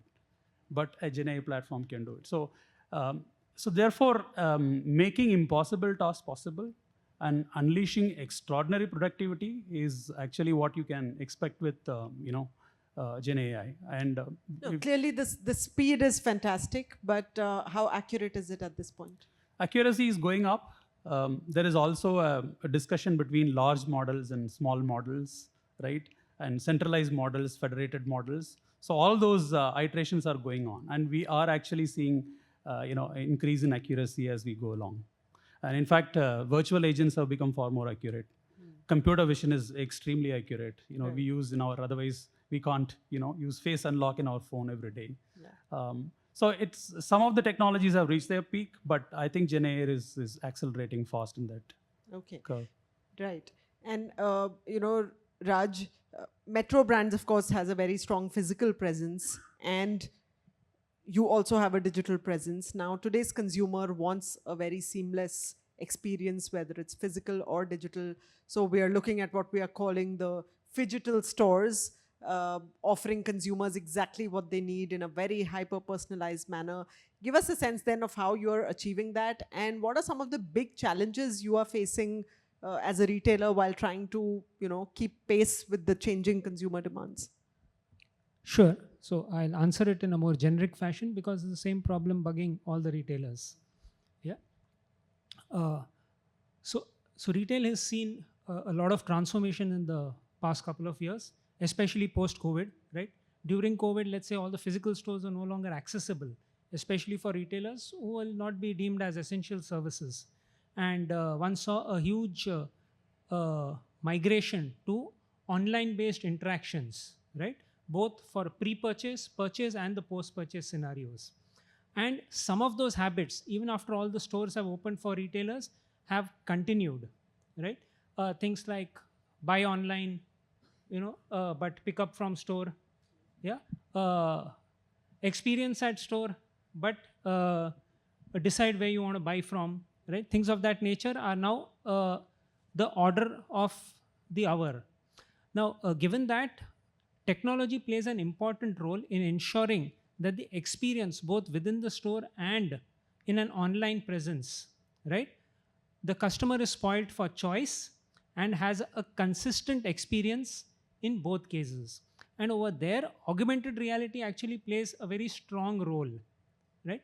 Certain retail components, one can't really experience online, but augmented reality has closed down the gap between physical experience, right, and experiencing it while you're in a browser or on your mobile phone. And more one sees that technologies that are adopting to the mobile phone are most successful in converting a sale simply because a majority of us actually only use a small form factor device, to do our transactions online. So it's quite exciting to see how this whole system is geared up. Thank you. Right.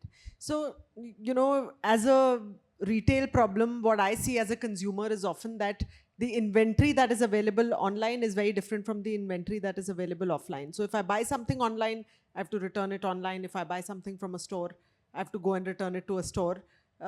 Is that a logistics problem for them to solve, or is that an inventory management problem or a technology problem that the retailer should be solving?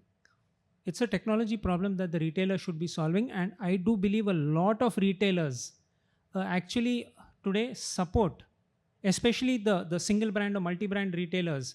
If you buy from their website, you can jolly well go and return it at the store, right? Please realize returning at the store is not just a return. It's an opportunity to showcase physically the whole plethora of other offerings that are there, and thereby cross-sell and upsell. So it's an opportunity rather than a lost opportunity. Okay. All right, fair enough. Let me then shift to FMCG. And of course, FMCG has cutthroat competition. And, you know, Parle is a legacy enterprise, been there for a very long time. Give us a sense. 95 years. Sorry? 95 years. 95 years. A century coming up very soon.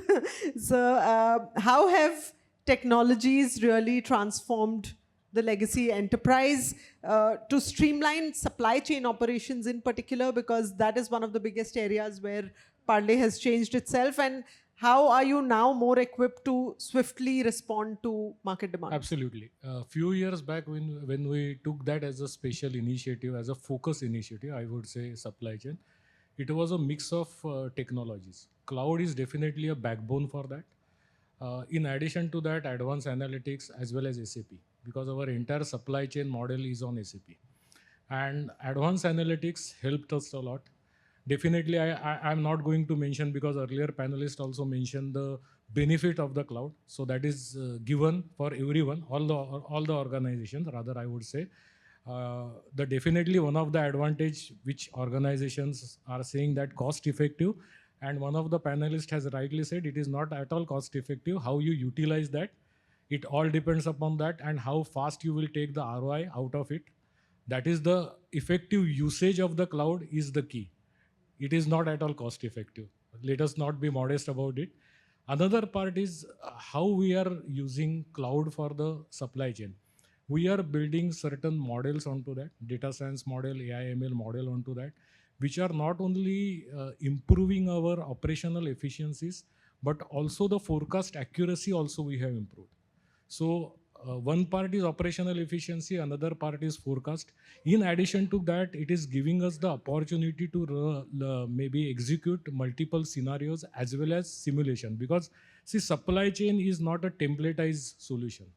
Every organization has its own challenges, own requirements. Even though from the same other FMCG organization has its own challenges, own requirements. So it is not templatized. So you have to be able to execute certain simulation, certain scenarios, and then you can finalize your own model which can solve your problem. Apart from that, as I said previously also, we have built the complete Databricks data lakehouse on the cloud, which is giving us the facility of developing all the AI ML use cases onto that, as well as for the visual representation, we are effectively using that. So overall, the combination of multiple technologies enabled us for the effective supply chain and successful supply chain. More importantly, first you have to understand your own problem area. Technologies support that to resolve those problem areas. Once you have identified your own KPIs for the improvement, then definitely technology is going to help you a lot. And cloud is definitely a backbone for that. And, you know, in terms of production and inventory management processes, how has data really transformed? So as I said, the operational KPIs, which improvement we have got, that is one of the thing is inventory stock out. We were able to reduce. Another part is production schedule adherence. We were even able to reduce the weighted average distance which we are from manufacturing location to our warehouses. So all these things, and apart from that, we have given the facility by using our data lakehouse and visual layer. I would say a cockpit kind of a thing where our operational people continuously can monitor where the stockouts are happening despite the technology help also, where the timely manual decisions also can be taken to move certain stocks from one location to another. So all those things with the help of technology, data science, as well as visual layer, we are able to resolve. Okay, great to hear that. And in your case, Kapil, as a C-suite leader, what sort of data dashboards are you looking at on a daily basis? And of course, today we are in an era where entrepreneurial decisions or C-suite decisions are no longer gut-driven; they are all data-driven. So, what does your daily data tracking dashboard look like? What are the different metrics and KPIs that you're tracking on a daily basis, considering it's a huge, geographical expanse that you're looking at? Right. So basically, we have the regular set of tools and all for dashboarding, and depending on what business function is looking at that tool, the dashboards are available. So we use a platform that runs on top of the data lake. It's a TIPCO platform that we run. So so that helps us to kind of control cost and also to democratize analytics to every person in the organization. So it's not a resource-based cost, right? And there's a center of excellence that drives that. But I think off lately, the last few months, we've been using Gen AI to actually create dashboards. So today, for example, for our EQ business for Americas, a salesperson or a country managing director can just get on that tool, write a simple text saying that show me the sales in say Mexico, right? How they're doing as against the last quarter. And the Gen AI model will throw the result and also build a graph on the fly, right? So I think we're trying to see, can we move it from fixed reports to more, human interactive kind of responses, right? Because that's what people always wanted. Just that we had a limitation that we could give you a report, it's these fields, this template, and then every person has its own view of it. So that's why you'll see whenever a sales leader would change, the sales dashboard will undergo changes. New guy is wearing a new hat, right? He wants to see things differently. So he said, can we solve this problem? Because there was a point when we had thousands of reports. Now, for me, the bigger problem is, why do we have thousands of reports? Because there's a team that needs to manage it. How do you make sure that this report data is matching with that report data? Most of the time, the tech team is struggling in matching the numbers because someone's looking at a representation which probably is different, but two different people have created it, and probably it has different filters underlining it. So I think that's where we are trying to move.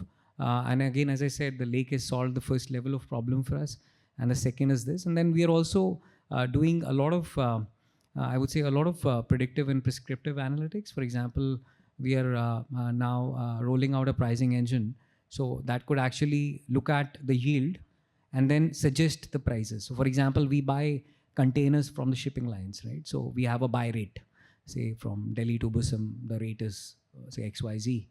And then we have the sell rate. So different countries will put their markups and create a sell rate, which is then shared with the customers.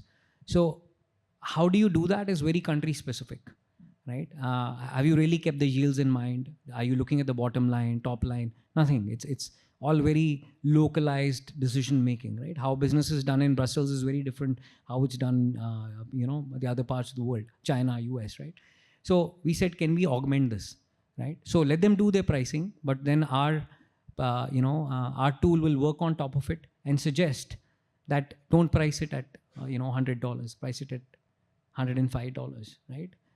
So that's where I think that's the journey that we are trying to take. And if you're successful, probably with the first one to market price sensitivities and all of that will be fed into so the dynamic model. Pricing, right? So I can price every customer and a shipment. I can give you a different price and I can give him a different price, although they're going in the same container, right? Because the rates in Brussels are higher, and probably for you the rates are lower, and or you have more competition, right? So I think that's how we are trying to drive it. Right. Yeah. Interesting. Well, I also want to talk a little bit about change management, because that is one of the big cogs of the wheel of digital transformation. And we spoke on the earlier panel very briefly about it. Prasad, if I can come to you, what strategies as a company have you deployed then to ensure smooth migration of people, of technological assets, of data? It is a traditional industry. It is a fragmented, highly competitive industry. What are the challenges, and what are some of the strategies that have helped you really migrate things smoothly? Yeah. I think the biggest change is, resistance to change. Because people have been used to systems for so long. They have been used to a particular way of working, and nobody likes to disrupt things. And especially, I have to say, people of our generation compared to the millennials who are more embracive of new technologies. So I think it all starts from change management. So what we did was we sort of involved them into solution designing. For example, today my IT team is not the one who's developing solution. It's the user because it's for them. In traditional way, IT guys would say, okay, I'm the IT expert, bring me the problem, bring me the requirement, I'll develop a solution for you. But instead of that, we have started educating our users onto technologies like Power BI, Power Automate, Gen AI, so that they themselves can develop solutions. And when they themselves develop solutions, they take the ownership and responsibility of it. I know there are a lot of concerns saying that how do you put security there? How do you put a governance structure there? But I think the key to change is involve your stakeholders, involve your users into that change management. Otherwise, if you're just going to tell them saying that I'm changing this and from tomorrow this is the new way of working, doesn't work at all. You have to make them part of solution. You have to involve them. You have to upskill them. You have to educate them, and then enable them to make that change. So for us, we have taken a sort of backseat in IT. We have let the user drive the digitalization. We have provided them training. We have provided them education. We have provided them infrastructure. The ideas come from them. We help them build solutions. So with that way, we have shifted the ownership of deploying technology or developing solution from IT to users. It's extremely important. Initially, we thought it may backfire because people will just say, I don't know technology. It's your job, you do it. So we did have problems initially, but I think over a period of time, the users have realized, say, that it definitely helps them because their dependency on typical IT organization reduces.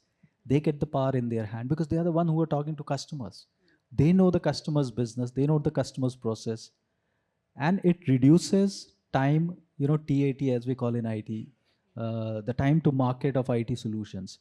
And by involving users into your technology decision making, into your solution development, you anyway get their buy-in. So the resistance becomes little and the change management becomes effective. And the second part is you provide them the use cases of how technology has benefited not only your industry, but the use cases from all the industry. And that is what, storytelling catches people's eye. When you tell them, look, by using a Gen AI platform, somebody is able to deliver in 10 minutes and you are still taking 6 hours. Immediately the eyebrows raise, how can they do it and we cannot? Somebody can say that, okay, in 10 minutes I can have a communication between, say, Antarctica and some city in India. How is that possible? Somebody else is already doing it.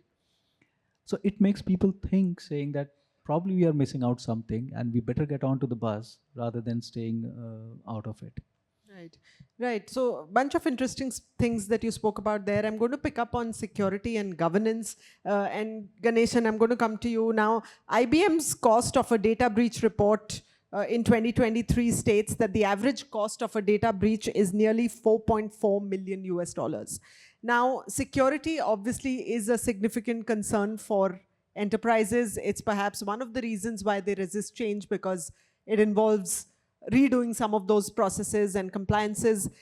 At IBM, how are you addressing security challenges, especially in cloud ERP systems, to ensure that data integrity and compliance with industry regulations of enterprises is really maintained as they try to future-proof themselves?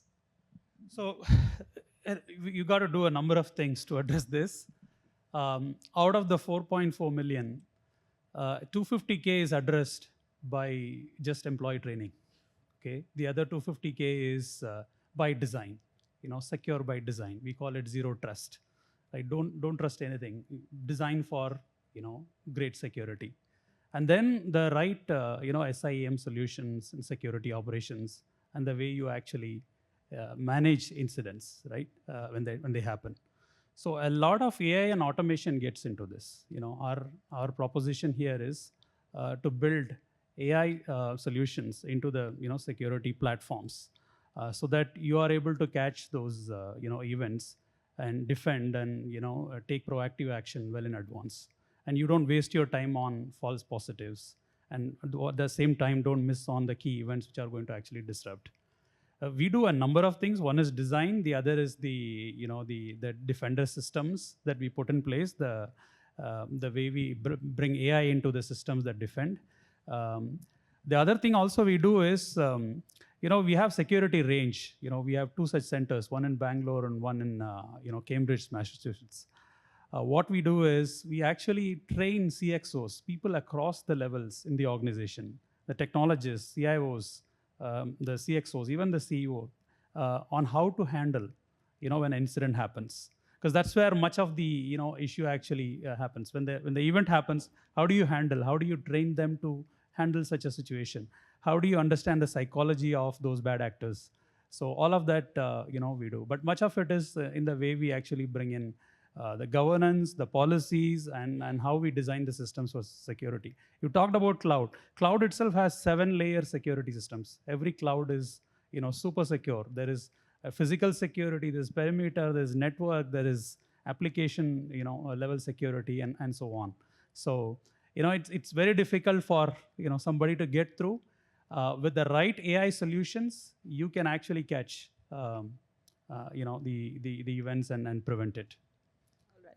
Okay, so we're completely out of time, but 30 seconds each to all of you to tell us what is the next big digital leap that your organization is thinking about? What can we expect in terms of innovation from your respective stables?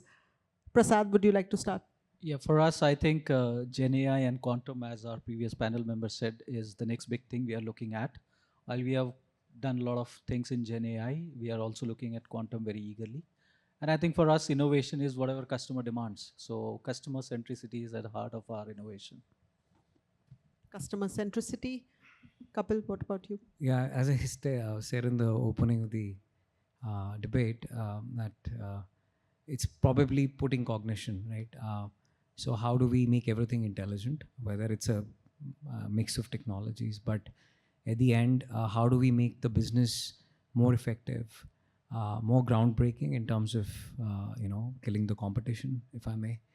And how do we give more tooling to our end users within the organization for them to focus more on smart jobs and let the machines do the trivial jobs? I think that's the focus, yeah.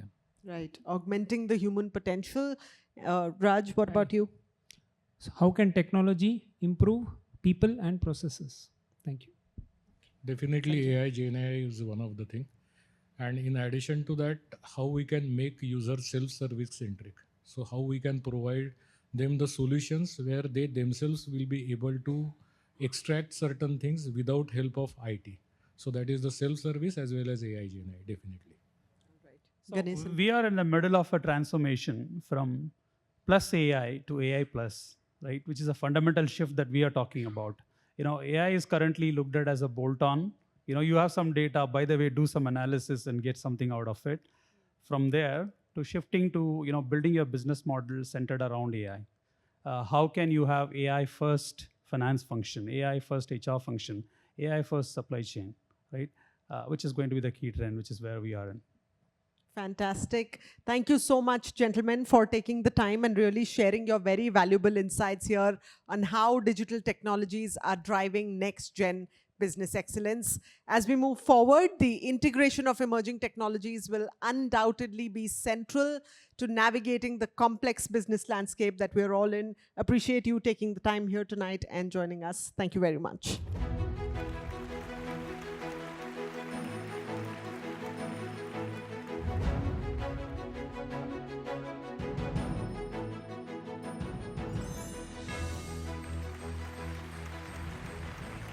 Thank you so much. That was truly an enlightening discussion, and we heard from CIOs and CTOs on how to actually ignite the future of businesses.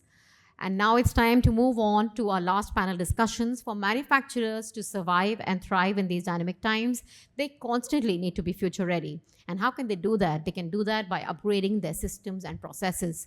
And that is our last panel discussion. The focus is on manufacturing of the future, innovating for tomorrow's challenges.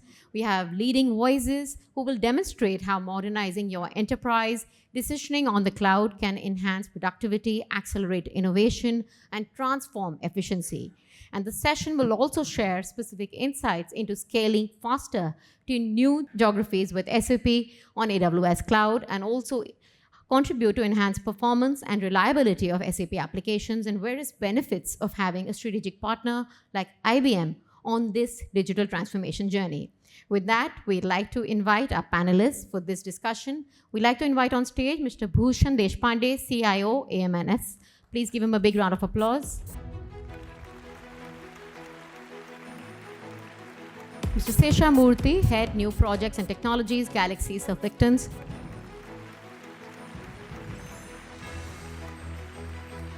Mr. Deepak Kamath, Head Corporate IT, Deepak Fertilizers. And Mr. Rajesh Parmeshwaran, Executive Director and Industrial Sector Leader, Consulting India and South Asia at IBM. And with that, I hand over to Mridhu Bhandari for the last panel discussion of the evening. Thank you so much once again, Ruchira. Well, this one is a panel of manufacturers that we have here today. As the manufacturing landscape evolves and India really takes to Industry 4.0, the adoption of digital technologies is reshaping how we produce, innovate, and respond to global demands. From the factory floor to the supply chain, every aspect of manufacturing is undergoing a transformation driven by cutting-edge technologies that we've been talking about today, from the cloud to artificial intelligence, Internet of Things, automation, and more.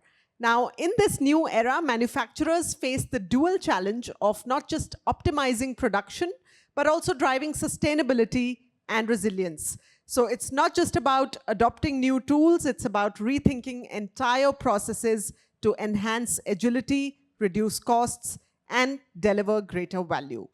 The ability to integrate emerging technologies into core operations is now key to overcoming industry challenges, scaling up efficiently, and staying globally competitive. So in this session, we are going to uncover how leading manufacturers who are all here on this panel are innovating for tomorrow's challenges and shaping the future of manufacturing.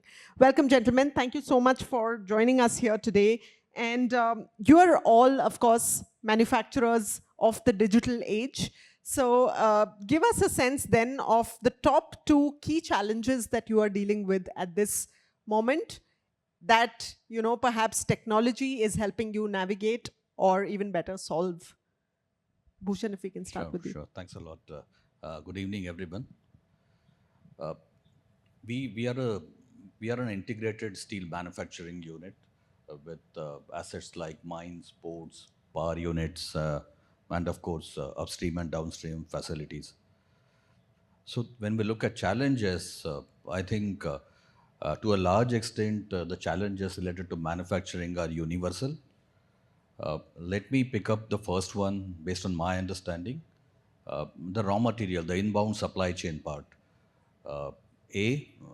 Securing it, availability, and the important piece of transporting that to the main manufacturing facilities, and the operational efficiency that is required in every step in order to keep the price under control. So that, I think, is one of the key aspects.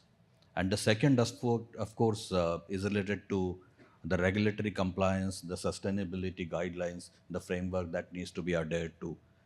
Particularly when you are exporting something to Europe or North America, then the cross-border adjustment mechanism needs to be respected, and variety of other guidelines. So sustainability and the raw material, securing the raw material piece, Those in my view, are the top two. Two key ones. Yeah. Okay. Sesha? Yeah. Good evening, and thank you for having us here. A pleasure to be here, and truly humble with what the industry is doing. We are a 44-year-old company, leader in surfactants in India, and global supply to global brands. But then we possibly are the youngest in the group. We have just started off on digitalization. Coming to your question, Ridu, two things which are really bothering for us, which are true challenges for us. The first, obviously, with all the chaos around, all the changing landscape, regulations, and the thrust on sustainability, the first one obviously happens to be how sustainable are you? And we, especially being in the home and personal care with a lot of raw material coming from the natural source, so it becomes a lot of importance for us. How sustainable are you is the buzzword. The second obviously happens to be speed, the response to the customer, the response to the scale-ups faster to the market. So if you see the speed with which we are arriving at the market and solving problems is the second challenge that we have. All right. Deepak, you want to add to that? Yeah, so we are into 4 line of businesses: mining chemicals, specialty chemicals, fertilizers, and value-added real estate. But if we look at these 3 businesses, 2 of them are B2B. Mining chemicals and specialty chemicals, they are B2B, and fertilizer is B2C, B2, B2, B2C.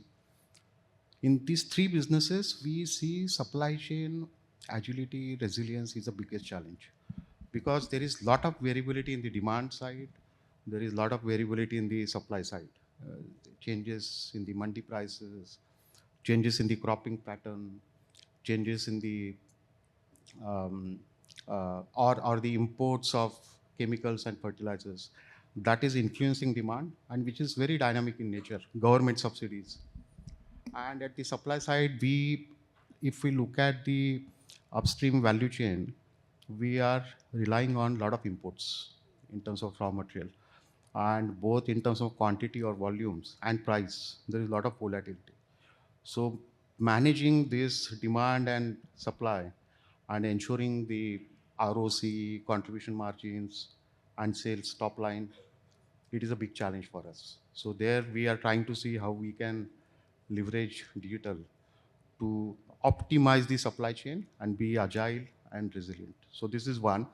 Second, in terms of industry 4.0 adoption, we see that the OT assets, they are not ready to integrate with digital solutions and also consume the digital services. So that is the biggest challenge, wherein we are doing a lot of exercise in OT asset discovery, which we have completed. Now we are working on harmonization project, wherein we are upgrading these OT assets to get integrated with digital solutions. So these are the 2 challenges. There are many, but yes, these are the top priorities.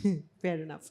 Well, Rajesh, coming to you now, digitalization is, of course, changing industry sectors. As far as manufacturing is concerned, how is it changing mass manufacturing from a lot more to a lot more value-based offerings, personalized offerings, because traditionally the offerings have all been low value and standardized. But now in a hyper-personalized, hyper-localized world, which is also global and borderless, what role is technology then playing to change manufacturing? So good evening, everyone. I think we heard a few panels ago, Jaguar talking about cloud shower, Godrej talking about remote, secure, safe. So if you see across the board, right, manufacturers have got into customization in a big way in terms of ensuring that customer demands are met. So a lot of requirements that you see in the marketplace which are coming in, people would not even have thought about. So the manufacturers are actually trying to be one step ahead in terms of thinking about, intuitively thinking about what would a consumer really look at. So it doesn't matter whether you are in a consumer space of manufacturing or in a B2B, right? Look at what ArcelorMittal does in terms of ensuring that how do their salespeople go into how they are able to customize a product for the market, right? So they are able to give that information at the edge, where at the field level, to say that, okay, these are the technologies that will deploy to ensure that you are able to provide that add-on value to your client. So, and if you really look at it, automotive as a segment has really picked up big way in terms of Gen AI or any other technology adoption, whether it is AR, VR, ensuring that you are able to get to the next level of automotive purchase, right? Today, you really don't need to go and, do a test drive and then buy a car. I mean, I bought my, Mahindra vehicle on a portal first, and then went and, when the product was ready to deliver, went and did a test drive. So the point is that how do you actually predict, or you are able to be intuitive to a customer buying pattern, and therefore structure or provide your product in that kind of a manner. You also see that with the use of technology, manufacturers are also innovating, and I'm seeing this primarily. I mean, typically manufacturing or industrial sector has always been a laggard in terms of technology adoption, right? People don't get budgets and things like that. Today, if you see, and a NASSCOM report which was just released yesterday talks about manufacturing being at the expert stage of AI adoption. So it has reached that level where more than 39-40% of manufacturers are actually using AI in real life scenarios, not just a POC. So that's the benefit, right? And people talked about optimization and different things that can be done. But that's the core. If we have to kind of revolutionize manufacturing, especially for a country like India, where it contributes to close to 17% of GDP, and where it is important to mass produce at at the same time ensure that you're able to provide quality and personalized products. It's technology adoption in a big way. We have to kind of leapfrog. That's something which is very critical and important. Right. You spoke of innovation, and that just got me thinking, about this, all the conversations we've been having this evening.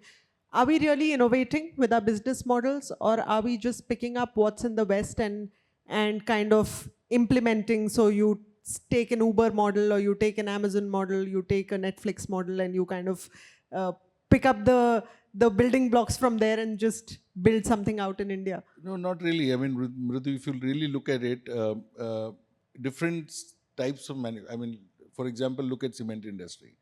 Typical has been a distribution process, push the product to the dealer and retailers and then move it. Today, people are creating business platforms where they are actually onboarding, whether it is artisans, masons, architects, to come on board, give them that additional value to ensure that they are able to really add value to the end consumer. So it is more of while you are using the same channel for delivery, you are at every step you are adding value, right? Similarly, you look at people who used to do who are selling boilers. Today they sell steam as a service, right? So that's innovation from a product to a service. So what you're also doing is you're also creating a new revenue stream. You're also looking at efficiency. People who sell earth moving equipments are providing analytics as a service to a mining company, right? So you can predict the failure of that earth moving equipment. So you are able to ensure that you are on time in terms of project deliveries.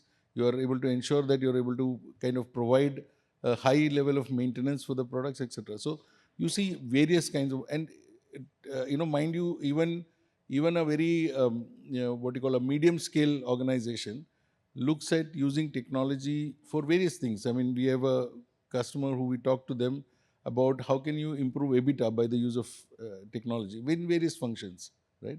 And each function you look at optimizing, and then every function you're able to extract that additional value. You could improve your EBITDA just by using adoption of technologies close to about 2 to 3%. And offering everything as a service. Yeah, 2 to 3%. So so that's a revenue addition as well. Right, fair enough. Okay, so Bhushan, now as large manufacturers really move into this era of cloud-based ERP and project planning, how do you ensure that there is a seamless and transparent interface with your subcontractors, with your suppliers? Are there specific digitalization mandates that you are imposing on them as well? And do you assist them in fulfilling those mandates as well? Yeah, sure. I understand what you're saying. So for us, it's all about developing an ecosystem. When we say ecosystem, it's making sure that we are connected with our partners, that is vendors, customers, customers as well, in order to understand what is happening there. Now, how do we do it? Two parts to it again. One is to make sure that we establish a reference architecture, have a very robust and flexible and of course secure integration layer, which helps all the partners to communicate in a standardized manner. That is the technology aspect of it. And the second, of course, is to make sure that we have trained the partner for a smooth onboarding. We are not just one time, but making sure that we work with that partner, vendor, customers, to maintain, to refine this particular data exchange that happens, not just the technical aspect of it, but the functional aspect of it as well. And in order to facilitate that, there are a number of technologies that have been deployed, products as well. You talked about, Rajesh, you talked about making sure that we have the ability to communicate with our customers on a real-time basis about the products. So that could be one. Customer relationship management could be another one. We have variety of portals for our customers, that is auction and vendor registration, variety of things, blockchain communication, EDR platforms. So it's all about refining this ecosystem in order to leverage the real-time communication that this supports. Okay, and Sesha, coming to you as well. Now, you mentioned that Galaxy Surfactants is still at a very nascent stage when it comes to the digitalization journey, but you've set very clear goals. You want to be a lighthouse in the next 3 years. Give us a sense then of how that roadmap looks in terms of the technologies you're investing in, what you're hoping to gain out of it, and the data roadmap that you're building for the next 3 years. Okay. So we've kickstarted this project called GIFT. It's a name given by the millennials. So it stands for Galaxy Industry for Transformation. And this was kicked off in April. So we are pretty nascent in that way. But we are into the digitization era now. But we'll soon move into the digitalization and then further. What we see is that we have 4 factories in India. By 2028, we would be having digital factories. And by 2030, we would want to get the milestone of a lighthouse. We have spent a lot of time, last 18 months have been pretty productive in actually knowing what digitalization is all about, benchmarking with the best in the industry, learning from peers.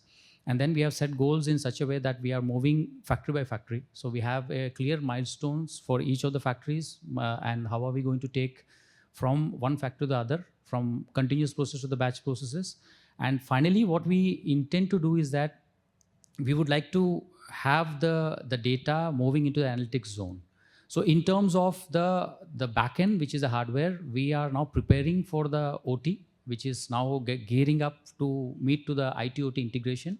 And then we are on the cloud already, and then we would want to utilize the expertise of the cloud, put everything onto the cloud. Even the historians, we would not want to have them at our end, just put them onto there. And we focus on what is our core expertise. So let the experts, the facilities that are available, manage it for us. And we utilize the core expertise that we have with the people that we have on the faster to the market agenda. That's what we are looking at.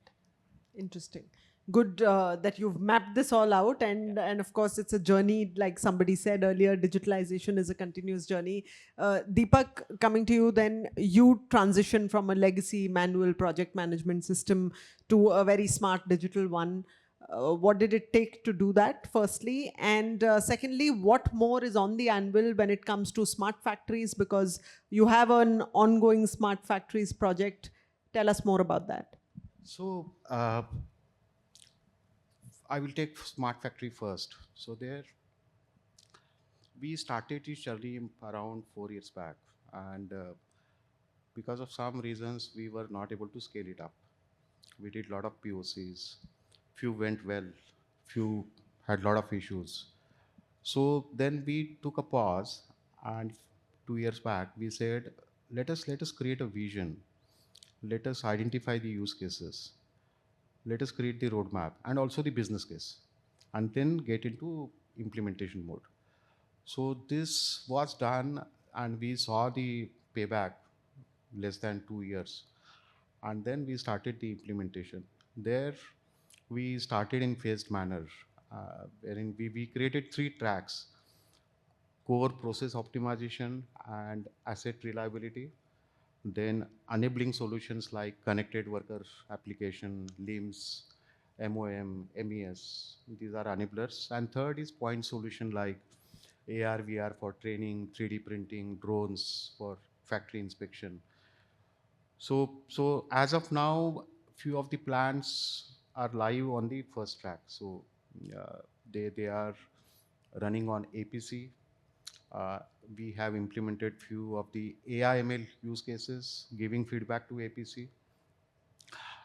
We have CBM condition-based monitoring done through digital solution. There are predictive maintenance recommendations. So the first track is in full gear. I believe we have 22 odd manufacturing units. Those will be live on first track by uh, end of 2026. So that is the plan. For enabler solution, we have just started journey for connected worker application, LIMS and MOM. So that journey we have started. We are doing few POCs around drones and 3D printing. That is in progress. In terms of project management, we have created a very integrated landscape, right from design, acceptance from the various EPS contractors, the project management, execution, monitoring. The entire process is digitized. We have set up 3 plants in last 2 years. One is the ammonia plant, which is live just 6 months back. One big facility is coming up in Gopalpur. So, and it's around 3,000 CR investment. So there, we have digitized the entire project management process, onboarding all the EPC contractors on the platform, which is helping us a lot in terms of delivering project on time. Great to hear that. Lots of work going on, and good to know that you took a pause also and rethought some of those processes and some of those innovations that you're experimenting with. Rajesh, coming to you then, with all the core processes and planning of manufacturers moving to the cloud, what are some of the specific areas of innovation that you are helping unleash for manufacturers, particularly in India? So, with a lot of these solutions moving to cloud, the biggest advantage is you are able to actually work through in terms of how you're, like, for example, if you talk about supply chain and logistics, right? Especially when you talk to manufacturers about, uh, so typically what happens in most of the cases, whether it is cement or steel, the challenge is that you will have a certain product in a certain, manufacturing location, and you would not have built it in the other place. The challenge is in terms of how do you manage logistics cost, especially with the kind of network that is there, and how do you reach the client. So in those kind of situations, it helps you to kind of manage your logistics. If you're able to plan your dispatches, plan your entire supply chain and logistics properly. There are a lot of planning tools that are available by which you actually create a whole ecosystem of collaboration with various planners using the tools, and also bring in those experts to your ecosystem, and therefore you're able to plan up to the last mile and see as to how do you really optimize the entire scenario. Whether you look at it from a supply chain perspective, whether you look at like Bhushan talked about raw material as being sourcing raw material as being a big problem, right?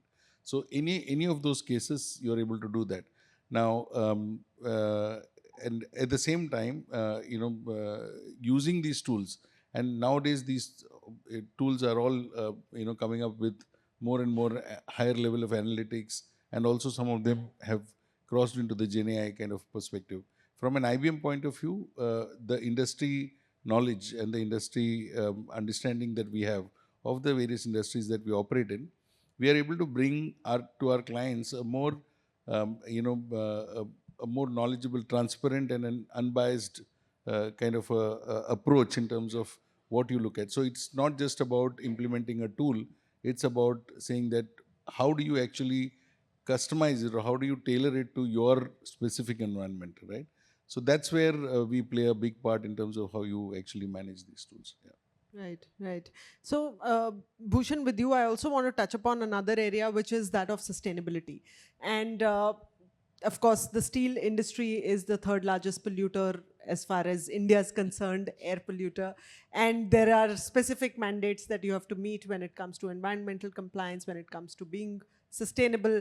So give us a sense then of how you are harnessing these new age emerging technologies to become a really sustainable smart manufacturer of the future. What role do technologies play here? Are there specific examples that you can share with us? Sure, sure. Thanks a lot. So I will keep it brief though. So number one, you mentioned about the third largest polluter. I'll say that steel is one of the very few products which could be recycled 100%. There is zero waste. So that's a positive. So when we look at sustainability, I'll talk about specifically ArcelorMittal Nippon Steel. Typically for manufacturing an integrated steel, it's about the carbon generated per ton of steel. That's how you measure it. And I cannot get into the details, but our footprint is the lowest when we look at the steel manufacturers. And that apart, what are we doing to salvage the situation? Again, 2 or 3 initiatives rather.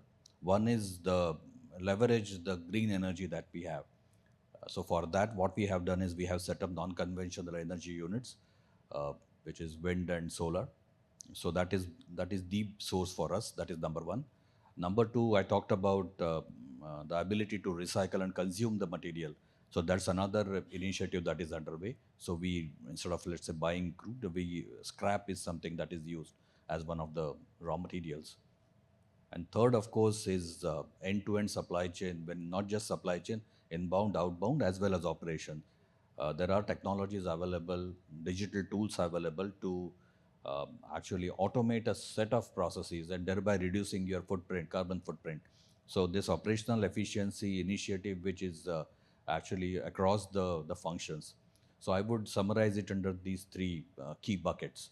And of course, Government of India has outlined a net zero policy by 2070. And we do have our internal policy as well as a mandate, global mandate as well from the group. And the guideline is fixed and roadmap is fixed. Okay. Now, let's also talk about, aside from sustainability, the various other processes within the company as far as project planning is concerned. So how do you strike a balance between centralized processes and decentralized decision making? What role do technologies and particularly data analytics play in that regard? How are you really empowering your manufacturing workforce at the very last mile on the factory floor to take informed decisions? Sure. So the earlier panel members have also talked about data. So 2 things again, I'll keep it into divided in 2 buckets. One is of course the technology aspect, where you create a framework of an ERP with consistent processes.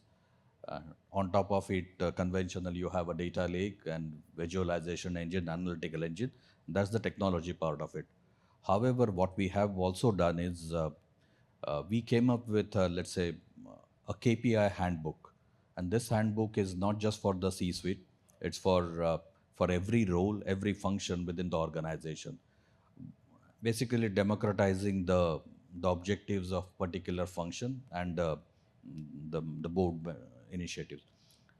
So by doing that, we have given ability to, let's say, a shop floor person, a shift in charge, or a sales territory representative, a finance executive, to understand what is expected from and by him in a day, in a month, in a week, and how are we going to achieve that? There are tools available. There could be simulation, what if scenario models that are available.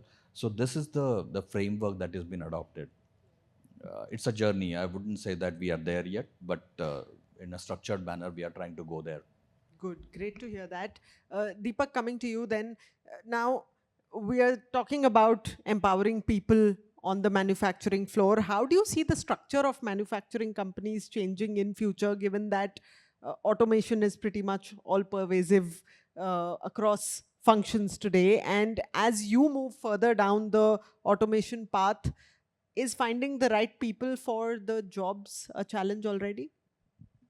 So what I have seen in last 2 years, while we were driving this smart factory initiative, um, I have seen a lot of CFT and COE culture is getting established.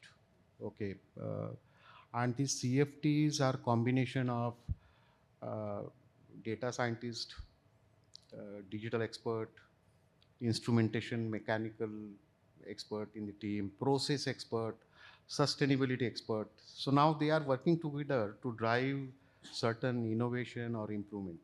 So that change I have seen visibly in last 2 years, wherein now we have multiple CFTs driving so many different things under Smart Factory Initiative. That is one change.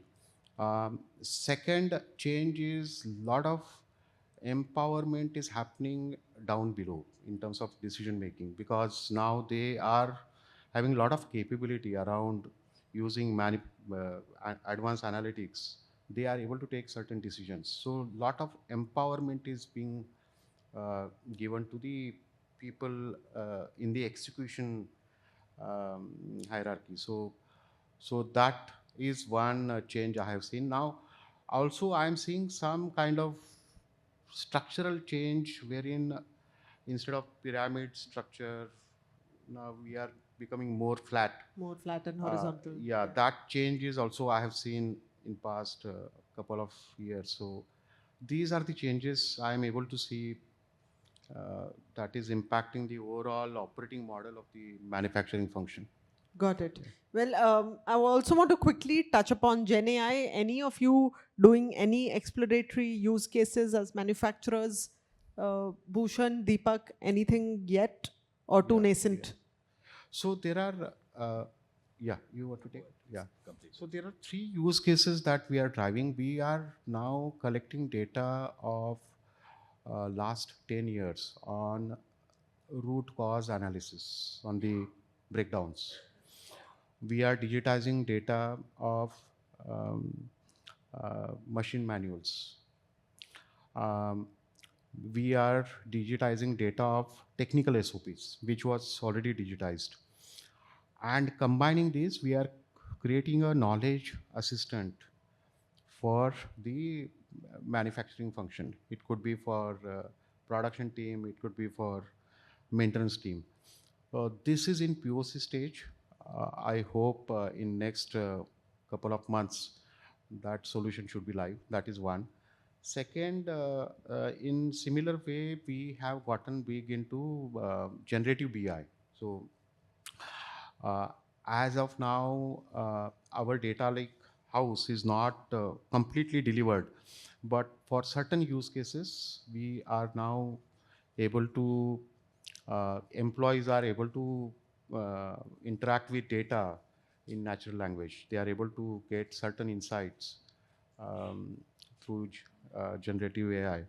That is second. And third is across all the processes, we have SOPs. And there also we are developing a assistant, SOP assistant, in terms of compliance, in terms of controls, in terms of delegation of authority. This generative AI is able to give them certain support. Right. Yeah. So no, wonderful to hear that. As consumers, we really don't think that fertilizer companies can be so far ahead. So kudos to you on really moving forward on that. Bhushan, would you like to add? Yeah. So we have right now we have 4 which are in operation. So first thing that we did was we created an AI chatbot using some of the interns as part of our ecosystem development. So this is a kind of window for everything that happens within the organization. So that was fun. And second is related to we buy a lot of green and conventional power. So prediction, and it's required as per the mandate. We are required to buy every 15 minutes slot. Great. So there, it has made a significant difference in terms of prediction, analyzing the history, analyzing the demand as well. So that is the second one. And the third one, of course, is conventional, but the safety is very important for everyone, and particularly for steel as well. So analyzing the feed and comparing it with the reference images and trying to give us a view of what could happen, what could go wrong when it comes to, let's say, a person working at height or a confined space. So that's about it. And it's the journey is on, like every other organization, I'm sure. Right. Wonderful to hear that. Rajesh, finally, what is the potential or the untapped potential of generative AI as far as manufacturing is concerned? And to add to that, as far as Indian manufacturing is concerned, is there enough technical knowledge? Is there enough awareness amongst our legacy manufacturers for adoption of Gen AI in core business processes? So yes, I think the awareness and the willingness to kind of go ahead and adopt these technologies is very, very high. I mean, if you really look at, and it comes from the boardrooms to say that, and the whole idea, I think if you really look at it, there is a big momentum in terms of manufacturing, right? So with the government pushing the PLI and ensuring that there is, we get into a high, tempo in terms of manufacturing capacity itself. And if you have to remain competitive, if you have to grow our GDP to the numbers that we aspire for, without manufacturing getting to that level of efficiency is not possible. I think all the manufacturers at the top of the pyramid realize that this is something that has to get done, and it cannot be done without technology adoption. So and the most interesting part which I came across is that in one of the steel companies, a blast furnace business head, right? The understanding of analytics and the potential of data to actually bring in and therefore become a co-creation model with us in terms of we kind of brought in IBM research into it, and with IBM research and the client being a co-creator, we were able to create an analytical model which was able to predict a blast furnace abnormality close to about 60-70% accuracy.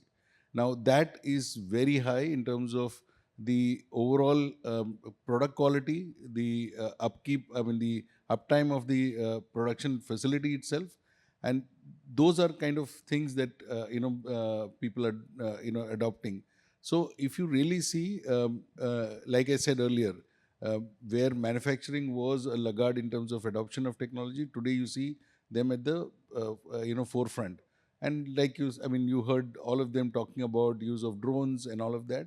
I think even in terms of quantum, and I was really, when he talked about quantum computing, right? Quantum is the next level. So, and especially in manufacturing, whether it is oil and gas, chemicals, steel, all of these, with so much of sensorization happening, the speed with which you can actually get data, draw insights and process, and therefore, not only you actually speed up the entire performance, but you're also able to improve your product quality, ensure that you're able to, build a supply chain logistics environment which is extremely efficient. And that's the power of quantum that's actually, about to come in. We are, doing a lot of work in quantum, and I think it is just a matter of time that will come into real life production scenarios. Yeah, and as usual, we will leapfrog. Absolutely. I mean, as far as any technology absolutely. is I think, that's the benefit of being in India. Yeah. All right. Well, we are completely out of time, but quick closing comments from each of you. This is being touted as India's decade of technology. So what is it going to take for India to become the smart manufacturing hub of the world? And I know that's a very large open-ended question I'm asking you, but as stakeholders of the manufacturing sector, your one quick closing thought on that. Sesha, if I can start with you. I believe there's tons and tons of data out there. You just need to distill it, bring it to this, and I believe we are at the right time for data analytics, AI, ML, and Gen AI. That's the way forward. All right, Bhushan. I would say collaboration between industry, academia, and startups. Of course, in addition to the infrastructure part, but this is, in my view, could add immense value. Technology, partnerships, what will you add? I would say embrace digital. At whatever state you are, start this journey. And try to develop data-driven culture, digital culture within the organization. I think, I think, all the large AI work that's happening across the world, India is a big hub for that, right? So we really have the opportunity to become an AI-first manufacturing destination. And therefore, what is important for us to really look at is to ensure that we give enough importance to data and cybersecurity. Because while these are opportunities, these can also be, what you call delimiters for us in terms of how you actually do it. But AI for manufacturing is the mantra that I would say that all manufacturers in this country should adopt, irrespective of which technology, how do you really do it. But that's the only way to drive efficiency, to do better product quality and all of that. While maintaining compliance and governance. Yes. Right. Thank you, gentlemen, for really sharing those very valuable insights on the future of manufacturing. It is evident that the integration of digital technologies is not just transforming production processes, but also creating new opportunities, new revenue streams for growth, sustainability, and competitiveness. Thank you so much for joining us tonight, gentlemen. With that, it's a wrap of this session. Ruchira, I'll hand it back to you.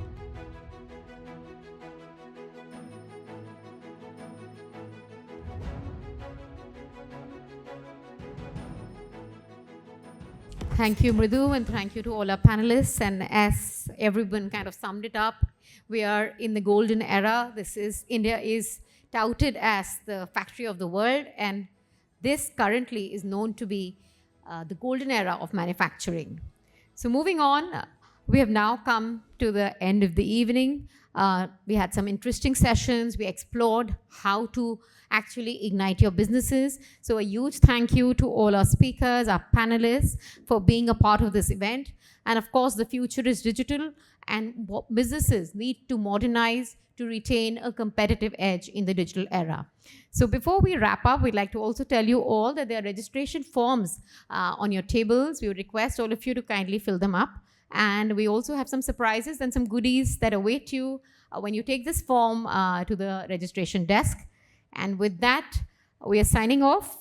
We can continue the conversations and the connections during dinner and cocktails. Thank you all for joining us, and good night, and have a great weekend.